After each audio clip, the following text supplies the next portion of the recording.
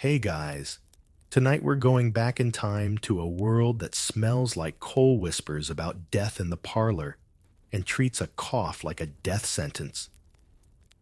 You've just woken up in Victorian London, and well, your nose probably wishes you hadn't.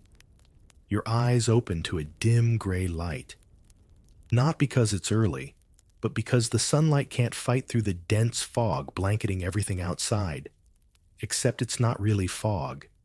It's coal dust, horse manure, vapor chimney smoke, and sewage fumes all teaming up to start your day. The Victorians had a charming name for this London particular. It sounds like a fancy tea. It's not. You sit up blinking through the gloom and instantly gag. The air in your rented room tastes like burnt bacon dipped in gasoline.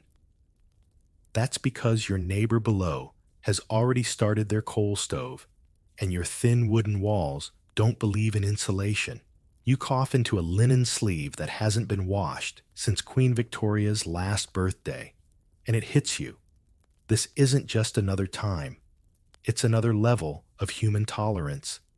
So before you get comfortable, take a moment to like the video and subscribe, but only if you genuinely enjoy what I do here.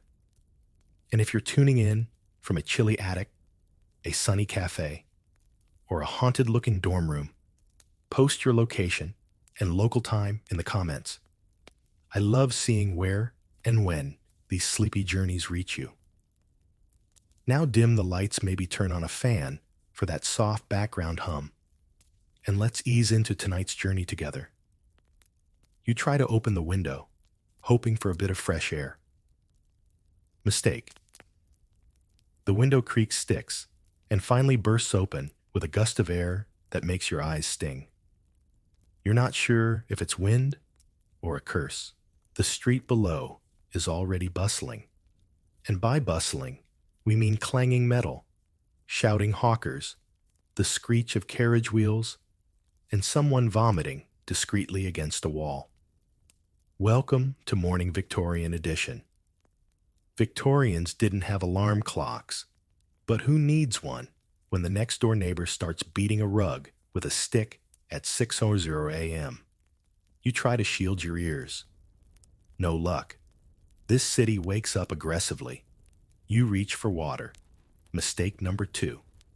There's a jug of it in the corner, lukewarm, cloudy, and home to a floating something that may or may not have legs. Victorians didn't drink much water. They weren't wrong. The Thames was practically a soup of cholera urine and decomposing things nobody wanted to fish out. So you put the jug down and decide bravely to wait for breakfast. But your nose gets there first. The downstairs kitchen is preparing toast. Not your warm, fluffy kind, but a slice of blackened bread, crisped over soot, and served with a side of regret. You follow the scent down the stairs, each step creaking, like it's threatening to collapse under your 21st century anxiety. A child barefoot, and clearly 2 coffees short of awake, brushes past you with a bucket of coal. She's about 6, works 12 hours a day. And honestly, she's doing better than you. Historians still argue whether the famous fog of London was more psychological than environmental. Was it the dirt, or was it the dread? Because even indoors, you don't feel safe. The walls sweat, the floors slope, and your bed might be sharing real estate with lice. Or worse. You finally reach the ground floor, where your host, an older woman with an apron, a permanent frown, and one working eye, offers you tea. It's not quite Earl Grey. It's more like Earl Beige, served in a cracked mug stained by 100 past tenants. She points you to a stool. You sit mostly because standing feels like a hazard. Your breakfast is served toast, like charcoal jam, that tastes slightly metallic, and a boiled egg that might still be judging you. You chew cautiously, hoping none of this is still alive. Meanwhile, outside the cracked window, you watch the city come alive. but alive, is generous. A man stumbles into a gutter. A chimney sweep, probably 12 years old, coughs into his sleeve. A lady in a bonnet walks by her face, perfectly neutral, but her dress dragging the filth of 5 blocks behind her.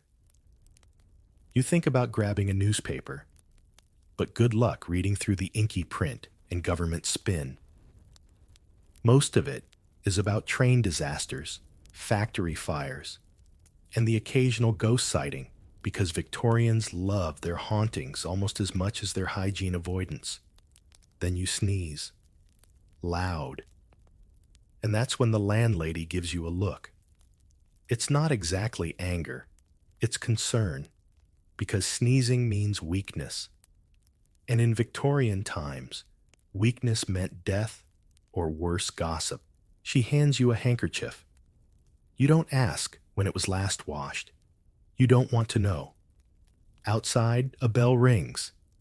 You've survived your first hour. Congratulations. But it's only 7 a.m. You've got 17 more to go. And spoiler, they won't involve brunch or scented candles. You think this was the rough part. No. This was the wake-up call. The real struggle starts when you try to leave the housewalk among the people and realize you have absolutely no idea how this society works, but it's already working against you. And so, your boots too, modern too shiny, hit the cobblestones. You step into the fog. And immediately, someone shouts at you for standing in the way of a horse cart that smells like burnt cabbage. Good morning. You're in Victorian London. Try not to inhale too deeply. You leave the house with hunger still rumbling in your belly and hope clinging to your taste buds that maybe you'll find something edible out on the streets. Spoiler, you won't. The first scent that hits you is not food. It's sewage. Again. The streets of Victorian London are paved with stone coated in mud and absolutely marinated in the waste of thousands of horses, dogs, and humans. You sidestep a brown puddle with a bravery that deserves applause and promptly step into something worse. Sticky. Warm. You don't look down. You just keep walking. Food vendors call out from crooked wooden stalls. Your stomach perks up, but don't get excited yet.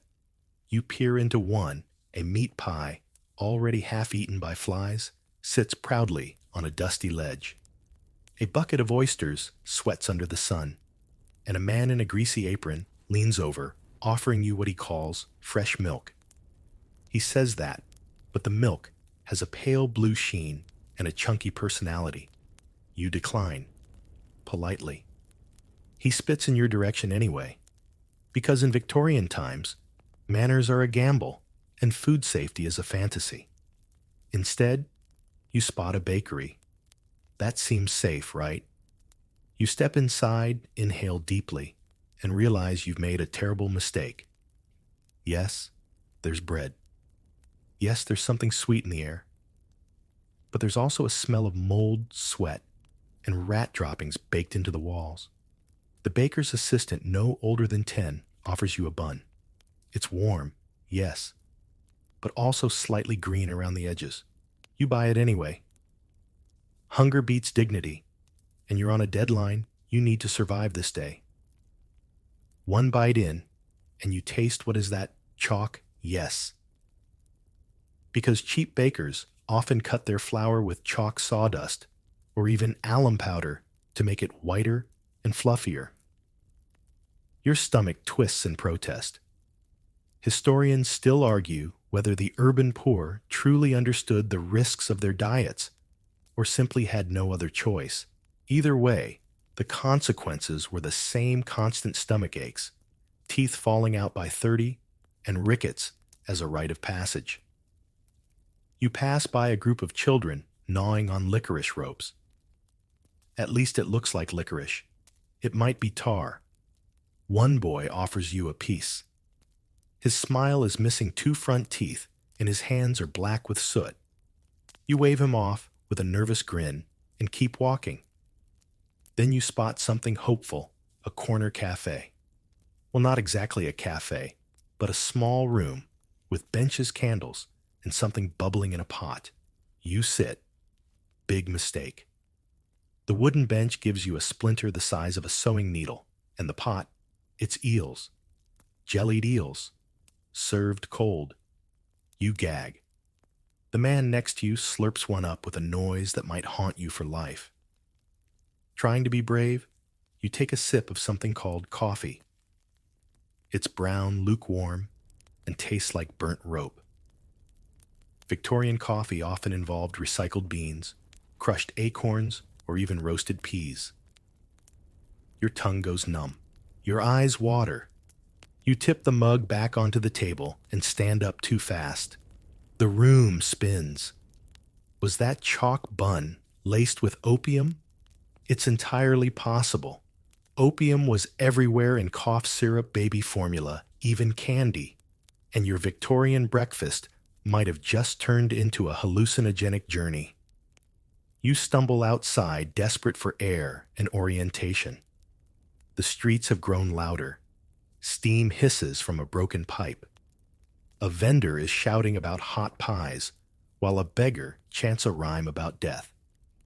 Across the street, a man is selling miracle tonic out of a cart. It promises to cure coughs, baldness, heartbreak, and ghost possession. You're tempted, but then your stomach turns again. You lean against a wall. The brick is sticky. You pull your hand away and don't ask why. That's the only real survival skill here. Don't ask questions unless you want nightmares. You head toward a market, maybe fruit, a banana, an apple, something raw and alive. You get there, and yes, there's fruit, rotten, swarming.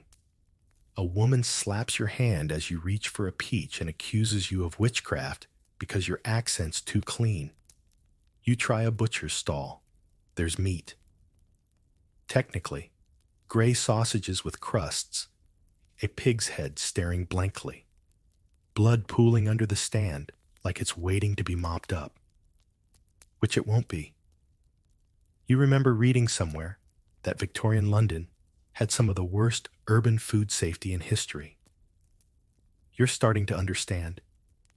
This is not about choosing a meal. This is about surviving one. Your stomach is now both empty and angry. You crouch behind a carriage and consider vomiting in secret. But there's no privacy in this place. A boy walks by, dragging a dead cat on a string, humming a lullaby. A woman sobs into a handkerchief on the curb. Someone nearby is whistling what sounds like a funeral march. It's only 8:15 a.m. You sit on a stoop, head in your hands, wondering how Victorians did this every day. And then you remember, they didn't always live long enough to complain. A horse trots past, pulling a cart full of fish that smell older than the queen. You close your eyes and take a deep breath. Regret. Just coal smoke burning leather and boiled cabbage in your nostrils. You get up again, determined to find something edible. And finally, you strike gold, or rather, lukewarm mush. A vendor offers you a bowl of porridge, grayish sticky, and full of what might be oats, or bugs. You eat it. It's terrible. But your stomach accepts the offering with the gratitude of a hostage. You've officially had breakfast. It tried to kill you, but you won. Barely. You wipe your mouth with the back of your hand and attempt to stand upright. But Victorian digestion is a cruel beast. That bowl of questionable porridge is staging a rebellion in your gut, and the chalky bread you swallowed earlier is still expanding like cement. But no time for pity, you've got to get dressed. Back in your rented room, the temperature has shifted. It's now hot, or freezing. The windows sweat with condensation, and your thin mattress is suspiciously damp. Victorians didn't do central heating, and insulation was basically a blanket maybe. So your body adjusts by trembling a little. Now time to get ready. You eye your outfit laid out for you by your very unhelpful landlady, starched underthings, stockings, high-button boots, and if you're female, a corset that looks like it came from a medieval torture museum. If you're male, it's layers and layers of itchy wool, topped with a cravat that seems designed to choke you out with passive aggression. You try to put it on. Mistake. The corset doesn't wrap. It cinches. It doesn't gently hug. It squeezes like a vengeful snake. You yank the laces trying to remember how lungs work. There's no stretch, no forgiveness. Just tight whalebone and silent judgment. And you're only halfway done. Historians still argue whether corsets were purely oppressive or if some women found empowerment in their silhouette. One thing's for sure, you won't be running anywhere today, or breathing deeply, or sitting comfortably. Fashion is pain, and this pain is very pointy. Then comes the dress.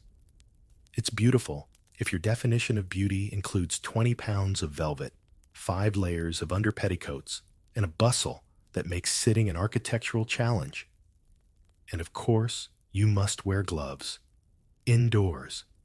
Because heaven forbid your bare hands touch air. If you're male, don't relax. Your outfit includes a high-collared shirt starched like armor suspenders that snap without warning, and shoes that feel designed by a podiatrist's enemy. Your top hat is heavy. Your hair must be oiled. And don't forget your pocket watch, because being late is not just rude, it's scandalous. You catch a glimpse of yourself in the mirror. You look fabulous. You feel like a corseted corpse. And now comes walking, or at least attempting to. Every step is a gamble. Your boots are too tight. Your spine is too straight. Your vision is going blurry. Is that fainting? You might faint. And fainting in Victorian times isn't rare. It's practically a rite of passage. There's a couch for it. A whole fainting couch. Out on the street, you try to keep pace with the others. But your gait is all wrong. Victorians don't strut. They glide. They tiptoe through filth like it's choreography. You meanwhile clomp like a lost horse.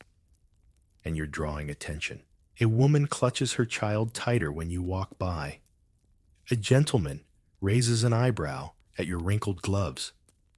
And an old man mutters something about foreigners with no sense of propriety. You've officially become a spectacle, and not the good kind. Then come the rules. You attempt to cross the street, but apparently you're supposed to yield to upper-class carriages, even if they splash you, which they do. Twice.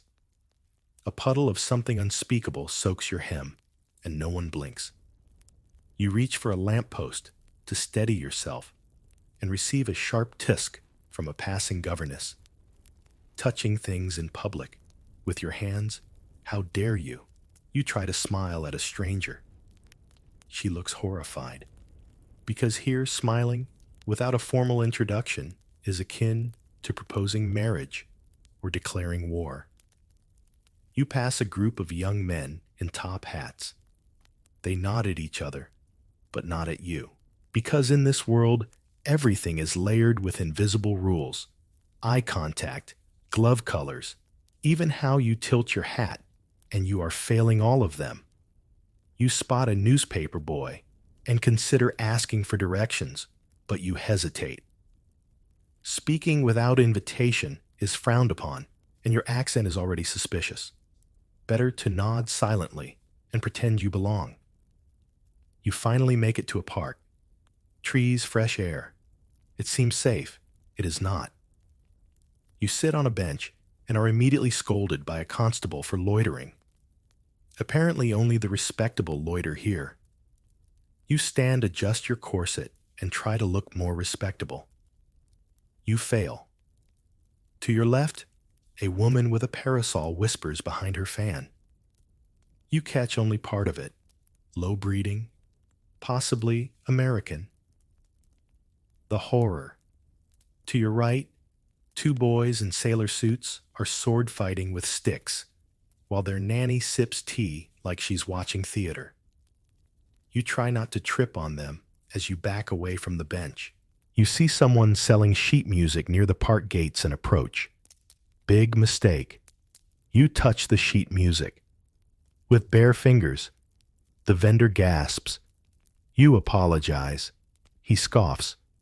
Apparently, sheet music is sacred, and your ungloved hands are a crime against Mozart. As you slink away, you trip slightly. Your boot catches on the hem of your dress or your own overcoat, and you lurch forward into a nearby shrub. A squirrel scurries up your arm and disappears onto your head. A crowd gathers. Polite society watches. They don't laugh. That would be uncouth. But their eyes twinkle with the delicious judgment of someone who knows they'll be gossiping about this at dinner. So you curtsy. Or bow. You're not sure anymore. And you flee the park with what little dignity you have left. Your corset digs into your ribs. Your cravat is soaked with sweat. Your shoes are squelching. And it's not even lunchtime. You begin to suspect that Victorian fashion wasn't designed to express elegance. It was designed to break you. You stagger out of the park, flushed damp, humiliated, and very aware that everyone around you somehow manages to look elegant while navigating a city that smells like armpit and cheese. You tell yourself things will get better once you're out of public view. That's adorable. Because you're now entering the open-air theater that is a Victorian street, a chaotic mashup of clattering hooves, screaming children, newspaper vendors shouting death statistics, and the ever-present threat of poop from above. Yes, above. You're walking down a narrow lane when suddenly splosh a brown, lukewarm liquid narrowly misses your hat and hits the cobblestone in front of you. You freeze. A woman on the second floor, stone-faced, retracts a chamber pot back into her window like it's completely normal. Because it is. This is how waste disposal works in 1840s London. You press yourself against the building, hugging the wall, like it might save you from aerial attacks. It won't, but it does put you closer to a butcher's stall where meat hangs in the window, flies dancing joyfully on ribs the color of old bricks. You try to step away, but crack your boot lands squarely in something that squishes unpleasantly. You look down. You immediately regret it. Then comes the noise. Horse carts rumble past, iron wheels grinding against stone. A man yells at a passing chimney sweep. A woman yells at her child. The child yells at you for looking at them. And overhead, a church bell tolls with the grim dignity of a funeral march. You flinch as a dog runs past you barking. It has no collar. It does have a limp, possibly rabid. You make a mental note, don't pet anything. Ever. To your left, a man leans against a wall and exhales smoke from a pipe that smells suspiciously like boiled cabbage and regret. He eyes you. You nod awkwardly and shuffle on. And then you hear it screaming.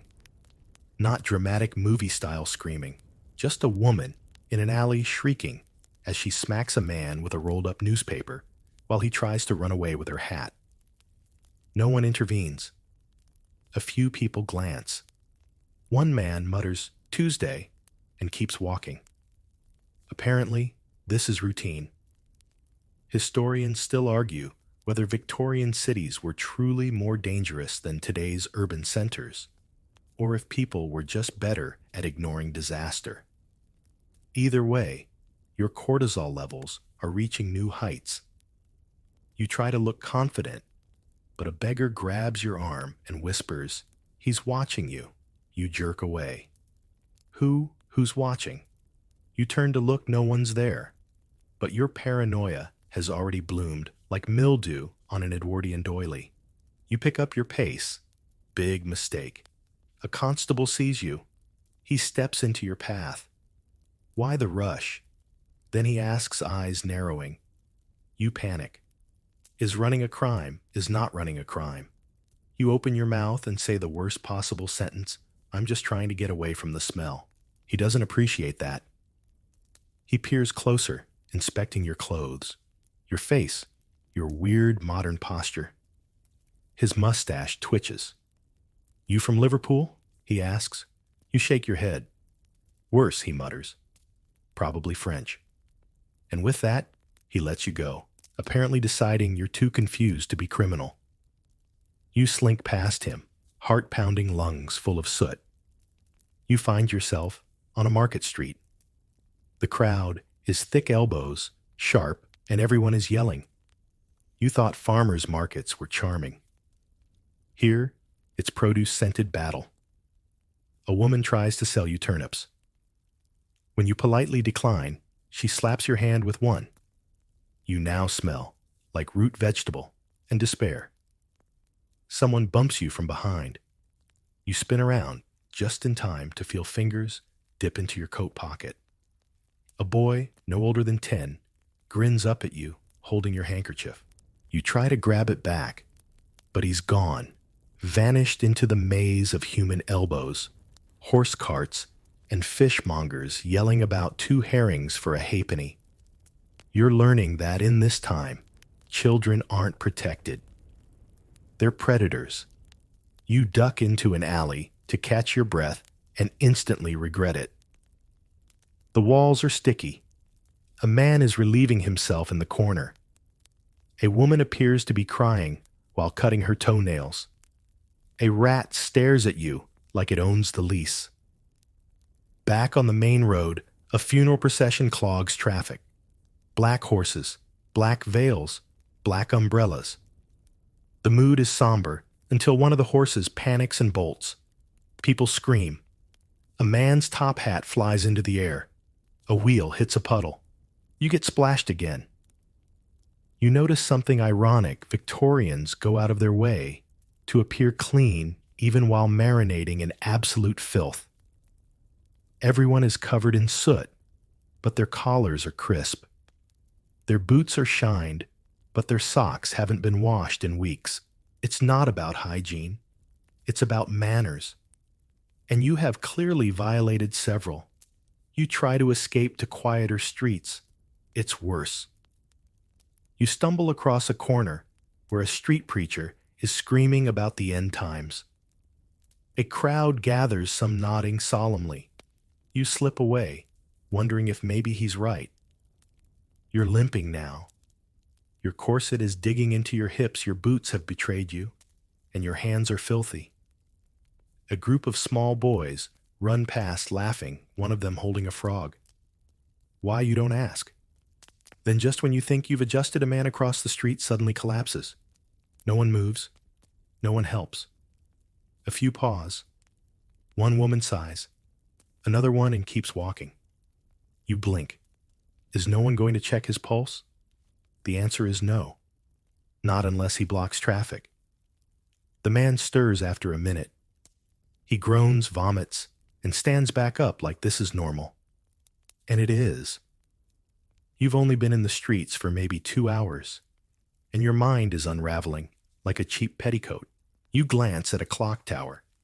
It's 10:13 a.m. You have 14 hours left. You find a stoop. You sit. You breathe. Somewhere nearby, someone starts playing a violin. It's beautiful. You almost relax. And then a pigeon poops directly on your sleeve. Of course it does. You're sitting motionless, pigeon-stained, corset bruised, and emotionally unstable when you hear a sharp whistle from above. You look up, wrong move. Because at that precise moment, a metal chamber pot comes flying out of a second-story window, hits the wall opposite, and explodes like a Victorian water balloon. You don't scream. You don't flinch. You just accept it. The warm splash hits your boots, and you close your eyes. Is it rain? Is it human waste?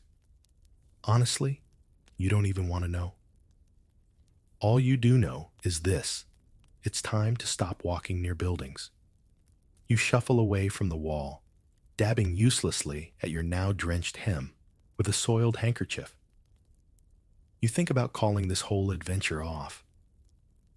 But unfortunately, time travel doesn't come with an exit button, and you've still got to relieve yourself at some point. That's right. It's your turn to play the chamber pot game. You return to the boarding house and locate the communal washroom. It's not marked. You just follow the scent of ammonia mildew and poorly disguised shame.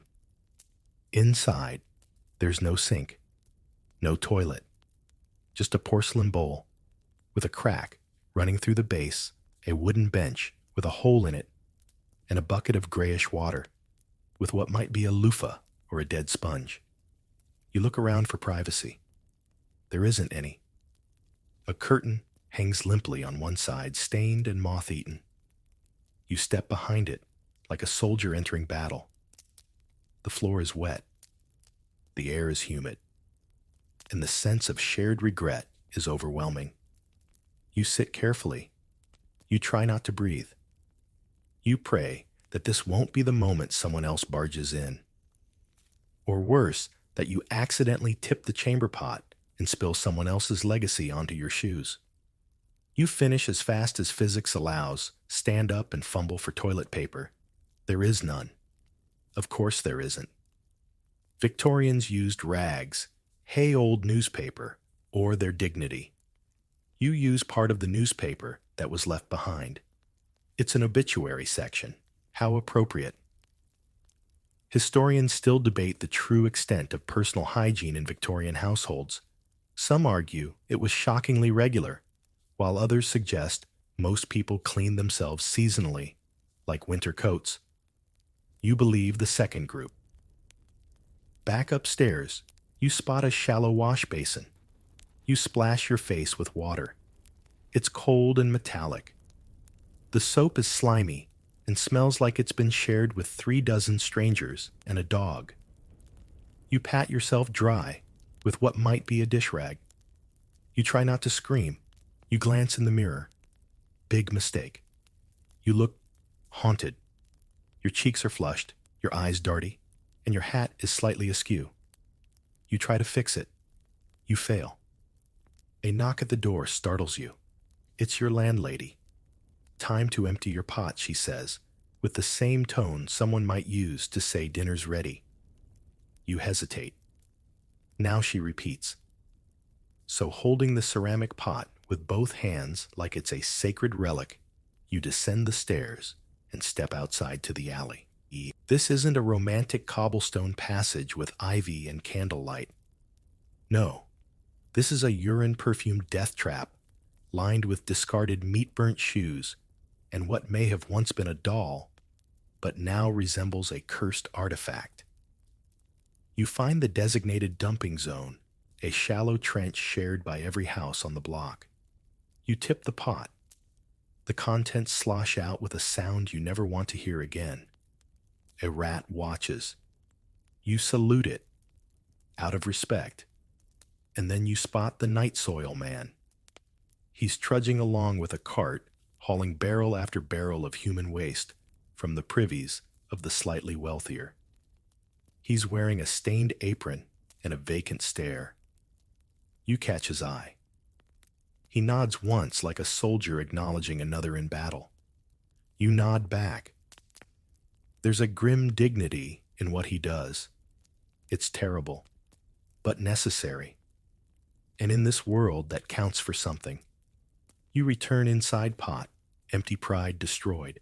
You finally understand this city doesn't just test your lungs or your fashion sense, it tests your limits, your sense of privacy, your ability to carry on with wet socks and no personal space. You attempt to change clothes only to realize you have no other clothes. Victorian working-class people often owned just one or two sets. Washing was rare. Fabric was expensive. Smell was inevitable. So you hang your outer garments by the fire A mistake they now smell like roast pigeon sponge, your stockings in cold water, and lay down for just a moment to rest. The bed creaks like it's making threats. The straw mattress pokes through, and something beneath the blanket is moving. You flip it open. A louse. Possibly two. They blink. You scream internally. No time for rest now. The city calls. You gather your layered, itchy dignity and head back out. You decide to walk down a quieter street. It's quieter, yes, but eerier. You pass homes with heavy curtains and gas lamps flickering behind windows. And every few feet there's a sign warning against cholera or typhoid or the white plague. That one turns out to be tuberculosis. You see a small child playing with a hoop and stick. She coughs. Once, then again. It's wet and wheezy. Her mother says nothing, because coughing is normal here. Everyone coughs. All the time. Your own lungs ache from the air. Your nose is raw, and your soul feels vaguely bruised. But hey, on the bright side, you haven't fainted today. Yet. You're walking again, because that's what people do here. Constantly. And with purpose. And usually in the wrong direction if you're anywhere nearby. Your boots are still damp. Your corset still digs. But now your stomach growls again because Victorian porridge burns fast, especially when it's made from lies and rat oats. You wander through a narrower lane and nearly collide with a man wheeling a barrow full of smoking black lumps. Coal. He looks about 14, missing 2 front teeth and sporting a shirt that's mostly holes and optimism. He's working. You're gawking. He doesn't approve. Just ahead, there's a long, low building with smokestacks belching soot like angry dragons. No signs, no doors. Just an open entry where people shuffle in with their heads down and come out looking 10 years older. Curiosity gets the better of you. You've just arrived at a Victorian factory, and they're hiring.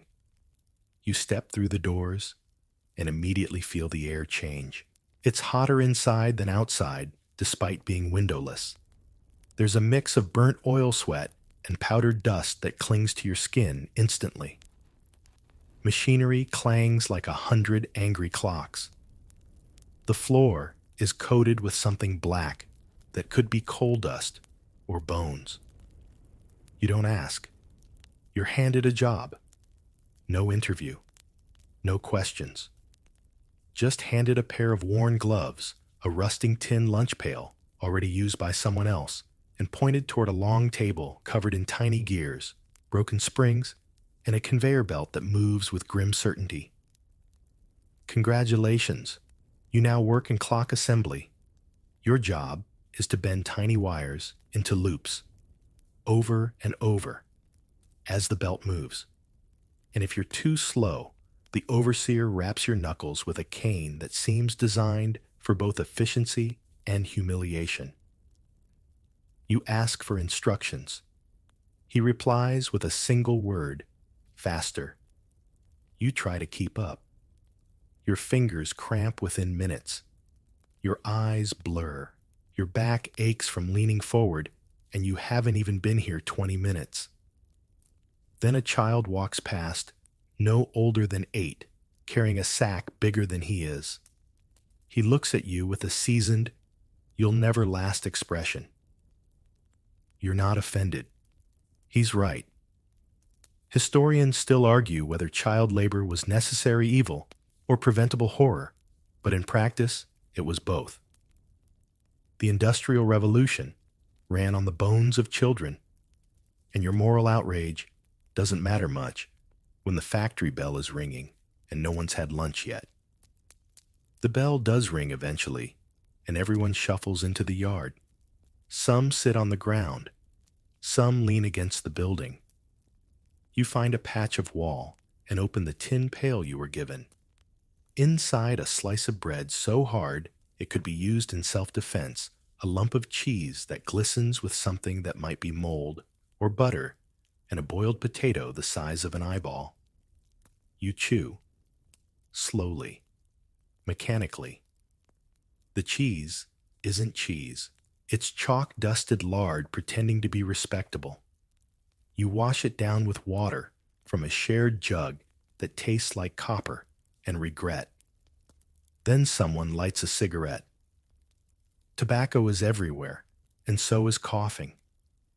It's hard to tell if anyone here is actually healthy or just excellent at hiding early onset consumption. The factory bell rings again. Lunch is over. 23 minutes of chewing and wheezing. You return to your station. This time, the overseer doesn't even pretend to supervise, he just yells. You bend more wires. One cuts your finger. You suck on it instinctively and get a mouthful of metallic tang and Victorian microbes. And now, you're sweating. The room gets hotter the longer the machines run. There are no fans. Just the sound of clanking gears, hissing steam, and a girl across the table humming something that sounds suspiciously like a funeral dirge. Your head starts to ache. The air is thick. And then you smell it burning. Someone's glove caught in a machine. The girl screams. A man runs over. They shut the belt down. The hand is badly burned, but she's told to wrap it and sit still. No hospital. No painkillers. Just gauze and gritted teeth. You want to protest, but the overseer shoots you a glare that says, "Want to be next?" So you sit back down and keep bending. You don't know how long it goes on. Time becomes meaningless. Your fingers are raw. Your legs are numb. Your soul is leaking out through your shoes. Eventually, the machines slow. The doors open. The bell rings. You're done. You survived 6 hours of factory work. You stumble outside. The light hurts your eyes. Your nose is full of dust. Your lungs rattle. And you understand now why people drank gin before work. Or during it. Or instead of it. You find a water pump and splash your face. Someone coughs behind you. You turn. It's the burned girl. She's smiling. Her bandaged hand is shaking. "That was your first shift?" she asks. You nod. "You'll get used to it," she says. You smile weakly. Because you won't. You absolutely won't. You walk away, limping slightly. One of your boots is missing a sole now. Your gloves are stiff with grime. And your back is protesting with every step. But hey, you earned a wage. A few pennies. Enough for bread. Or a night in a boarding house. Or, if you're daring, a small piece of cooked meat you hope isn't rat. You wander the street in silence, now seeing the world in a darker shade. Every dirty child is a co-worker. Every coughing man is a warning. Every factory is a coffin with windows. And it's only 2:30 p.m. 10 hours left. You limp away from the factory with your fingers throbbing your lungs, wheezing, and your dignity bundled up somewhere between the cheese that wasn't and the girl who burned her hand without crying. You need a break, a moment of peace, perhaps a bench in the sun, maybe even a gentle conversation. What you get instead is an accidental invitation to tea with the enemy polite Victorian society. It happens by sheer luck, or more precisely, misfortune. You're walking along a cleaner street, where the mud has been brushed to the edges, and the air smells less like horse and more like lavender soap when a woman drops her parasol. You pick it up, you smile, you return it, and now you're in. "Oh," she says, looking you up and down, lips twitching slightly.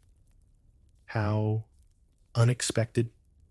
Before you can retreat, she waves over her companion, another woman in a black bonnet, with eyes like knives, and says, "They're quaint, aren't they? Come, we've just time for tea, before the lecture." Next thing you know, You're seated on a rigid embroidered chair in a drawing room filled with taxidermied birds, portraits of unsmiling ancestors, and a table groaning under the weight of china and judgment. The air smells like floral perfume and powdered wigs. Your corset's cutting into your ribs again, but you try to sit upright. Upright is good. Upright is safe. Tea is served by a girl in a lace cap who probably hasn't blinked since 9 a.m. She pours with the precision of a funeral director, and you realize this entire room operates by unspoken codes. You reach for the wrong fork. The women glance at each other. You sip before someone toasts. Another glance. You say, "Thank you," too early. Triple glance. It's not a conversation. It's a duel with passive aggression as the blade and etiquette as the armor. One woman launches into a story about how poor dear Arthur was almost forced to work for a solicitor. A solicitor, can you imagine?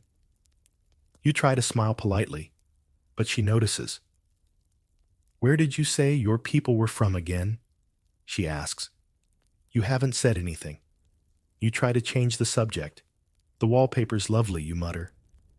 "Imported from France," she replies, without blinking. But of course you'd recognize that. You're outclassed. These people aren't just rich, they're trained in emotional sabotage. You sip your tea. It's lukewarm and oddly metallic. Your stomach growls audibly. Someone chuckles into their saucer. A plate of dainty sandwiches arrives. Finally, food. You reach hesitate, then take the one with the least amount of green. It's cucumber and vinegar, possibly sadness. You chew. They watch. Then, as if on cue, one of them brings up charity. Not doing it, of course funding it.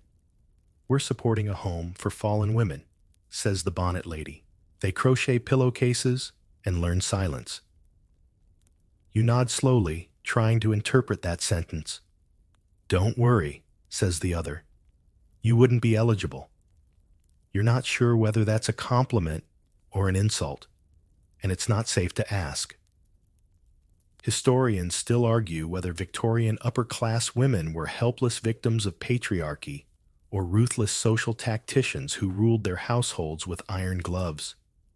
Based on the icy way your sugar cube was just offered to you, you vote for the latter.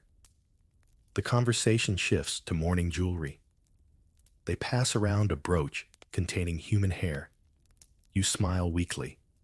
Someone mentions how they wear it when they feel her near. No one elaborates. Then comes a story about a scandal. Whispers of a young woman who ran off with an artist. Everyone gasps. Not at the romance. At the lack of discretion. You try to change the subject. Bad idea. You bring up work. Factory work. The room goes silent. Someone coughs politely. "Ah," one woman says. "You work." You nod. She blinks. How novel. Then they steer the conversation back to safer waters, poetry about flowers, the Queen's new portrait, and a debate about whether lace looks vulgar if worn on a Tuesday. You sip your tea and wish it were gin. You excuse yourself with a mumbled lie about needing to tend to your cousin's condition. They nod vaguely, disappointed that you didn't embarrass yourself further. As you leave, someone mutters, "At least they sat straight." Outside, you breathe, then cough, because the air is still Victorian. You're relieved to be out of that room, but also spiritually bruised. There's a specific kind of violence in upper-class social circles, quiet cutting and sugar-coated. And it just happened to you over a scone. You find yourself walking again. Maybe if you walk enough, you'll lose the memory of that woman saying how quaint like she was patting a dog. You pass a shop window and see your reflection. You look respectable now, sort of. But your eyes tell the truth. You just survived a Tea Party skirmish. You sit on a stoop again. It's becoming a habit. Across the street, a man is reciting poetry. A small crowd gathers. It's dramatic, sad, and oddly beautiful. A reminder that even in this cruel, sooty city, art and survival coexist. Your stomach rumbles again, loud, and a bird drops something near your boot. You don't flinch anymore. You just nod at it like I get it. The sky darkens slightly. The lamps are being lit early today. Gaslight flickers to life above the cobblestones, casting long shadows and small illusions. And somewhere, in a well-draped parlor, someone is still polishing a brooch made from their dead sister's hair. Welcome to polite society. You made it out alive. Barely. The gaslights flicker to life as the late afternoon creeps into that murky territory between golden and gray. Your feet ache. Your spine is a question mark. And the only thing heavier than your eyelids is the realization that in this time period getting sick isn't an inconvenience, it's an existential gamble. Because you've started coughing. It's dry at first, then wet, then sharp. You try to ignore it. Maybe it's just the soot, the chalk, the pigeon, the factory air, the upper-class cruelty. Maybe it's all of it. But as the hacking continues, a passing street vendor pauses and mutters, "Another one." Another what? He points vaguely toward a building down the street, a narrow brick house with crooked steps and a black door. A brass sign reads, Dr. D. Whittlesworth, surgeon and apothecary. Great. A doctor. You knock trying to cough, quietly, to seem less needy. A woman answers. She's not dressed like a nurse. She's dressed like a widow. She leads you inside without a word and gestures to a stiff-backed chair beside a fireplace with no fire. The room smells like alcohol, musty carpet, and faint traces of regret. Medical books line the walls, and on one shelf sits a preserved human hand in a jar. You hope it's decorative. You're probably wrong. Dr. Whittlesworth appears. He's tall, pale, wearing a waistcoat that screams, "I lost 3 patients this morning, and I'll lose 3 more before tea." He doesn't ask your name. Just tilts your head, checks your tongue with something made of wood and rust, and presses a freezing metal disc to your chest. Congestion, he says. Could be dropsy. Or consumption. Maybe the vapors. You blink. That's not helpful. He nods to himself and begins rummaging through a cabinet filled with vials. Some are labeled, some are not. One says laudanum. Another says mercury drops. A third one simply says soothing elixir, guaranteed. You clear your throat. Is it safe? He chuckles. Safe's for poets. This is medicine. He hands you a spoonful of opaque liquid that smells like fennel gin and nightmares. You hesitate. He raises an eyebrow. You swallow it. Instantly your throat burns. Your eyes water. Your vision swims just a little. Rest, he says.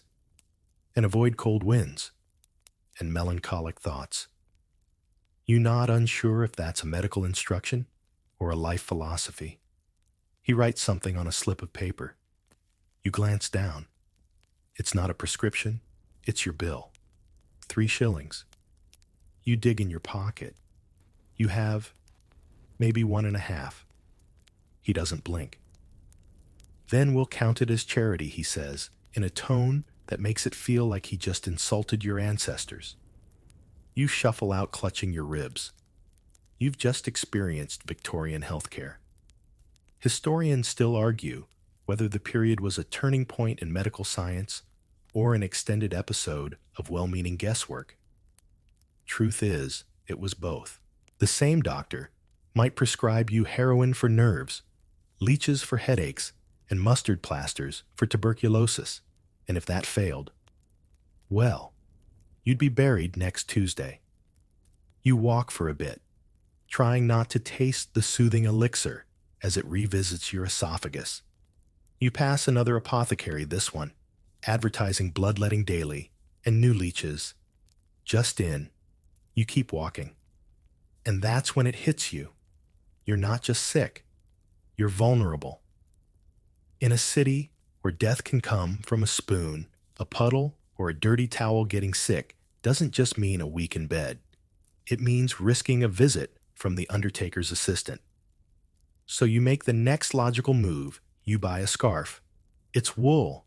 It's itchy. It smells like goat. But it's protection. Sort of. You wrap it around your neck like armor. You pull your gloves on tighter. You step into the next phase of the day with a clearer understanding you are not in control here. You pass a churchyard. The gates creak. Inside, gravestones lean like drunks after a wake. A small crowd gathers under a yew tree. A funeral. No music, no flowers. Just silence, a minister with a voice like a snore, and a boy tossing clumps of dirt absent-mindedly onto the coffin. The woman beside you whispers, "Fifth one this week." You don't ask what happened. You already know. You sit on a stone bench nearby, watching the crows pick at the grass. One has something shiny in its beak. Possibly a coin. Possibly a tooth. You're not sure which is worse. You think about the things that might kill you here: contaminated water, bad meat, bad doctors, fashion, being poor, looking foreign, being too loud, too sad, or simply unlucky. You take a deep breath. Regret it instantly. Smog again. You cough. Again. A child walks by, holding a bouquet of dead violets. She sneezes. Her mother smacks her gently and says, "We can't afford another coffin." You shiver, because now you understand. This world isn't built for you to survive. It's built to test whether you can endure pain without making a sound. You rise, slowly. Your joints pop like old furniture. You glance at the street signs. You're not sure where you are anymore, but the city keeps pulling you forward. Somewhere, there's a warm place to sit. Maybe, or maybe not, because this is Victorian medicine, where the cure is as questionable as the disease, and the prognosis is always the same: try not to die. You've officially lost track of time. The sky is dimming, not quite night, but no longer afternoon. Just that unsettling Victorian gray, where every building seems to lean slightly inward, like it's keeping secrets. You follow the curve of a cobbled lane, hoping for a quiet corner to sit and breathe. Instead, you find yourself standing outside a massive stone building with iron gates and narrow windows that seem designed to keep something in, not out. In. Above the door is a weathered sign, Bethlehem Royal Hospital. But the locals don't call it that. They call it Bedlam. You were just trying to walk off a cough, and now you're staring into an asylum. A man at the gate, dressed in a tattered brown coat and holding a lantern, gives you a once-over. "You visiting a relative?" he asks. "No," you stammer. He shrugs. They let folks in for a look. Some pay extra to see the worst of them, like a zoo. You blink. You're not sure if that's an offer or a warning, but your feet move, and suddenly you're stepping through the doors of a place built to contain what the Victorians feared most: the unpredictable human mind. The entry hall is cold, damp, lit by weak gaslight that flickers against stained walls. A nurse walks past, eyes forward, jaw clenched. You smell vinegar and bleach, and something underneath, something earthy like fear steeped into brick. A group of patients sit silently along the wall. One rocks back and forth. Another mutters about birds in his soup. A third woman simply stares at her own hand, as if it just betrayed her. You try not to stare. But you do. Everyone does. An attendant ushers you down a hall and says, "We keep the quiet ones here. The dangerous ones. Well, they don't get visitors." You pass locked doors. Some have iron bolts. Others have scratch marks. One has a bloodstain. You don't ask. A man bursts into song from behind one of them. It's beautiful. For a second. Then it turns into screaming. You flinch. The attendant doesn't. He leads you to a ward labeled Melancholia Nervosa and Hysteria. The door creaks. Inside are women young, middle-aged, some barely more than girls, sitting in stiff chairs, each dressed in dull cotton shifts, their hair cropped, their eyes hollow. They're not dangerous, he says. Just overly emotional. Some read too much. Some had opinions. Some we couldn't explain. You feel the floor tilt beneath your feet. Historians still debate how many women in the Victorian era were institutionalized not for mental illness, but for nonconformity, sadness, frustration, ambition, menopause, sometimes even postpartum exhaustion, or refusing a husband's demands could earn you a spot in here. One woman turns to look at you. She smiles. "My name was Eleanor once," she says softly. "Now I'm patient 43. You want to say something comforting, but you don't have the language for it. Not here, not now." Another woman begins to weep, not loudly, just a soft, repetitive sobbing like a cracked music box. No one moves to comfort her. The nurse across the room reads a newspaper, unmoved. You ask carefully, "Are they treated?" The attendant chuckles. "We try leeches, ice baths, cold sheets, spinning chairs. One fella's working on electric therapy. Suppose next week we'll try ghost chasing." You're stunned. Then he adds, "Better than what we used to do." You don't ask for details. He leads you into the next wing, and now the halls echo with howls, clanging metal, and disjointed bursts of laughter. One man throws himself against the bars of his cell. Another chews on his own sleeve. A third lies on the floor, face pressed against the stone, muttering about fire and teeth and the queen. "They say madness is contagious," the attendant murmurs. "But I think the city just seeps in through the cracks." You believe him. Your hands shake slightly. You pretend it's the cold. Back in the entryway, you ask if they'll be okay. "They're fed," he replies. "They sleep, sometimes." You nod. That's the closest thing to comfort you're going to get. You step back into the street. The air feels different now, not fresher, just heavier, like it's pressing against your ribs. You look back once at the asylum. Its windows glow faintly in the fog, like eyes watching from behind a veil. You can't shake the feeling that the line between patient and visitor here is alarmingly thin. You cough again. You imagine yourself being walked in next time, not out. Because in Victorian times, mental illness isn't treated. It's contained, hidden, punished, or passed off as hysteria if you're unlucky enough to be a woman. And worst of all, you don't need to be insane to be locked away. Just inconvenient. You don't walk so much as drift now through twilight streets sticky with damp fog and the kind of silence that doesn't mean peace, but unease patiently waiting to bloom. The asylum still lingers in your mind, clinging like smoke, and you're desperate for a glimpse of something warm, something kind. Instead, you turn a corner and run straight into a couple mid-argument. Well, mid-performance. A young man, chest-heaving under a buttoned vest, dramatically waves a handkerchief. The woman opposite him, flushed and furious in mourning, black clutches a locket in one hand and a rolled-up letter in the other. She's weeping.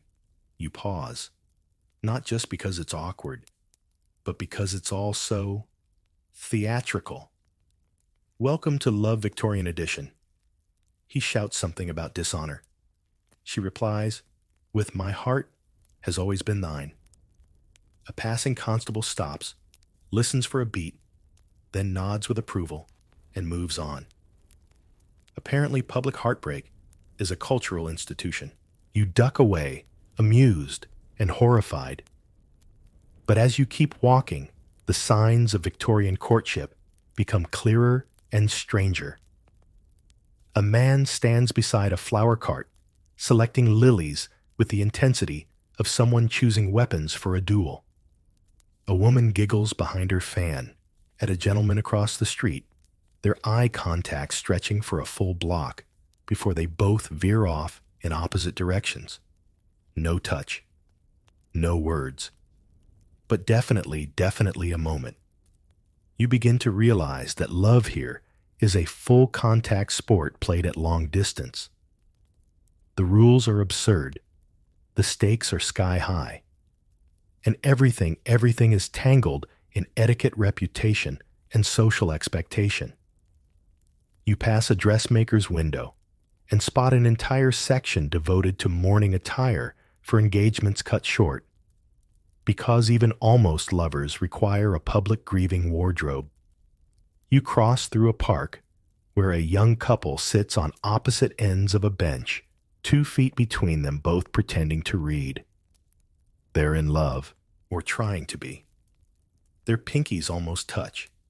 You try not to sigh, and then you spot a small shop lined with velvet boxes and faded love letters. You step in. A silver bell rings. The air smells like rosewater and antique wood. Inside jewelry, but not the glittering kind. No diamonds, no rubies, just black jet pendants, lockets containing braided human hair, and rings inscribed with phrases like, "In death eternal," and "Mourn me always." The shopkeeper appears pale and gentle, with eyes that look like they've seen too many tragedies. "Shopping for someone special?" he asks. "Just browsing," you whisper. He nods knowingly. "We've just had a batch of engagement mourning rings come in. Very fashionable for broken promises." You blink. "People wear jewelry to mourn? An engagement?" "Oh yes," he says almost cheerfully. "Especially when it ends in scandal. Or cholera." You back away slowly and leave. Historians still debate whether the Victorian obsession with grief was cultural repression or emotional sophistication. But one thing is clear: they turned heartbreak into high art. You wander now through quieter streets, watching the kinds of interactions that would barely register in your time, but here carry lethal consequences. A woman walks too closely beside a man, not her husband. A man touches a woman's elbow in public. A widow is spotted smiling too soon. Each act becomes gossip fuel twisted through parlors and paper walls until it becomes scandal, then shame. You overhear a conversation at a lamplit corner. She wore white again, but she's barely a year out of mourning. It's disgusting. Her fiancé died at sea. He was a cousin, wasn't he? All the worse? You want to shout, "Let her live." But here appearances matter more than reality. What people see is what you are. And they'll stitch your story from glances, not truth. You pass a newspaper stand. A headline catches your eye. "Elopement ends in tragedy. Artist jumps from bridge." Underneath, a small column announces that the Queen's dog has a new portrait. The juxtaposition is Victorian. You head toward a candlelit street where music plays soft strings leaking from a boarding house window. It draws you in. You peer through the window. Inside, a small party, ladies in pastel dresses, men in cravats, a pianist in the corner. Laughter, spilled wine, a spilled heart most likely by midnight. And then you spot at your scandal. A man slips a letter into a woman's gloved hand behind a curtain. She reads. She gasps. He bows. She flees. And he stands there, suddenly hollow. It's not a play. It's just Tuesday night in a world where love is public, dangerous, and forever performed. You step back. You look up. The stars are faint. The air is cool. Your scarf still itches. But inside your head now hums the quiet realization that love here is never just love. It's survival. Marry the wrong person. Ruin your family. Marry too soon. Suspicion. Too late spinsterhood. Too passionate madness. Too cold infertility accusations. And heaven help you if your beloved dies, because then you're expected to wear black for 2 years, avoid parties for 6 months, and never ever laugh in public before your mourning phase ends. You keep walking. The city wraps its fog around your shoulders like a shawl. You think of modern love, messy, blunt, casual, loud. You think of Victorian love, silent, deadly, choreographed like a funeral march in lace gloves. And honestly, you'd prefer the heartbreak. The clock tower chimes 7-7, long metallic rings that ripple through the evening fog like sonar from a ghost ship. You shudder not because it's cold, but because the city is changing gears. Daytime filth gives way to nighttime flare. Shadows get longer. Faces grow wearier. And what passes for dinner in Victorian London begins wafting through open windows, boiled meat, overcooked greens, and the occasional scent of something suspiciously embalmed. You follow your nose toward what looks like a public dining house. There's laughter coming from inside. That feels promising. Inside, it's warm relatively. Gas lamps hiss overhead, and there's a haze of smoke and gravy in the air. Long tables, worn benches, overcoats steaming near the fire. The mood is somewhere between funeral reception and pirate tavern, with just a hint of fainting couch vibes. You sit. The bench wobbles. A server plops a plate in front of you. You didn't order it. That doesn't matter. It's meat. Maybe lamb. Maybe mystery, accompanied by gray vegetables and a thick jelly-like gravy that moves independently of the plate. You poke it. It quivers. You eat it anyway. And just as you're swallowing, the man next to you turns and says, "Don't worry." They boil out most of the formaldehyde. You freeze. He laughs. Kidding? Mostly. You try to laugh. You fail. Across the room, a woman is telling a story about a seance gone wrong. The table levitated, she whispers, eyes wide. My aunt swears she felt a cold hand on her ankle. Everyone nods solemnly. Ghost stories at dinner are not a joke here. They're tradition. The Victorians were obsessed with death, but more importantly, what comes after. You glance at the mantel. There's a photograph of a family, mother, father, 3 children, all smiling slightly. Except something's off. The little girl is very, very still. Too still. You realize she's dead. This is a post-mortem photo. Taken after death, dressed, propped, posed. The Victorians called it morning photography. You call it nightmare fuel. And then it hits you, death here isn't hidden away. It's integrated, displayed, whispered about over meat pies and jellied fish. Loved ones became table conversation, or table decorations.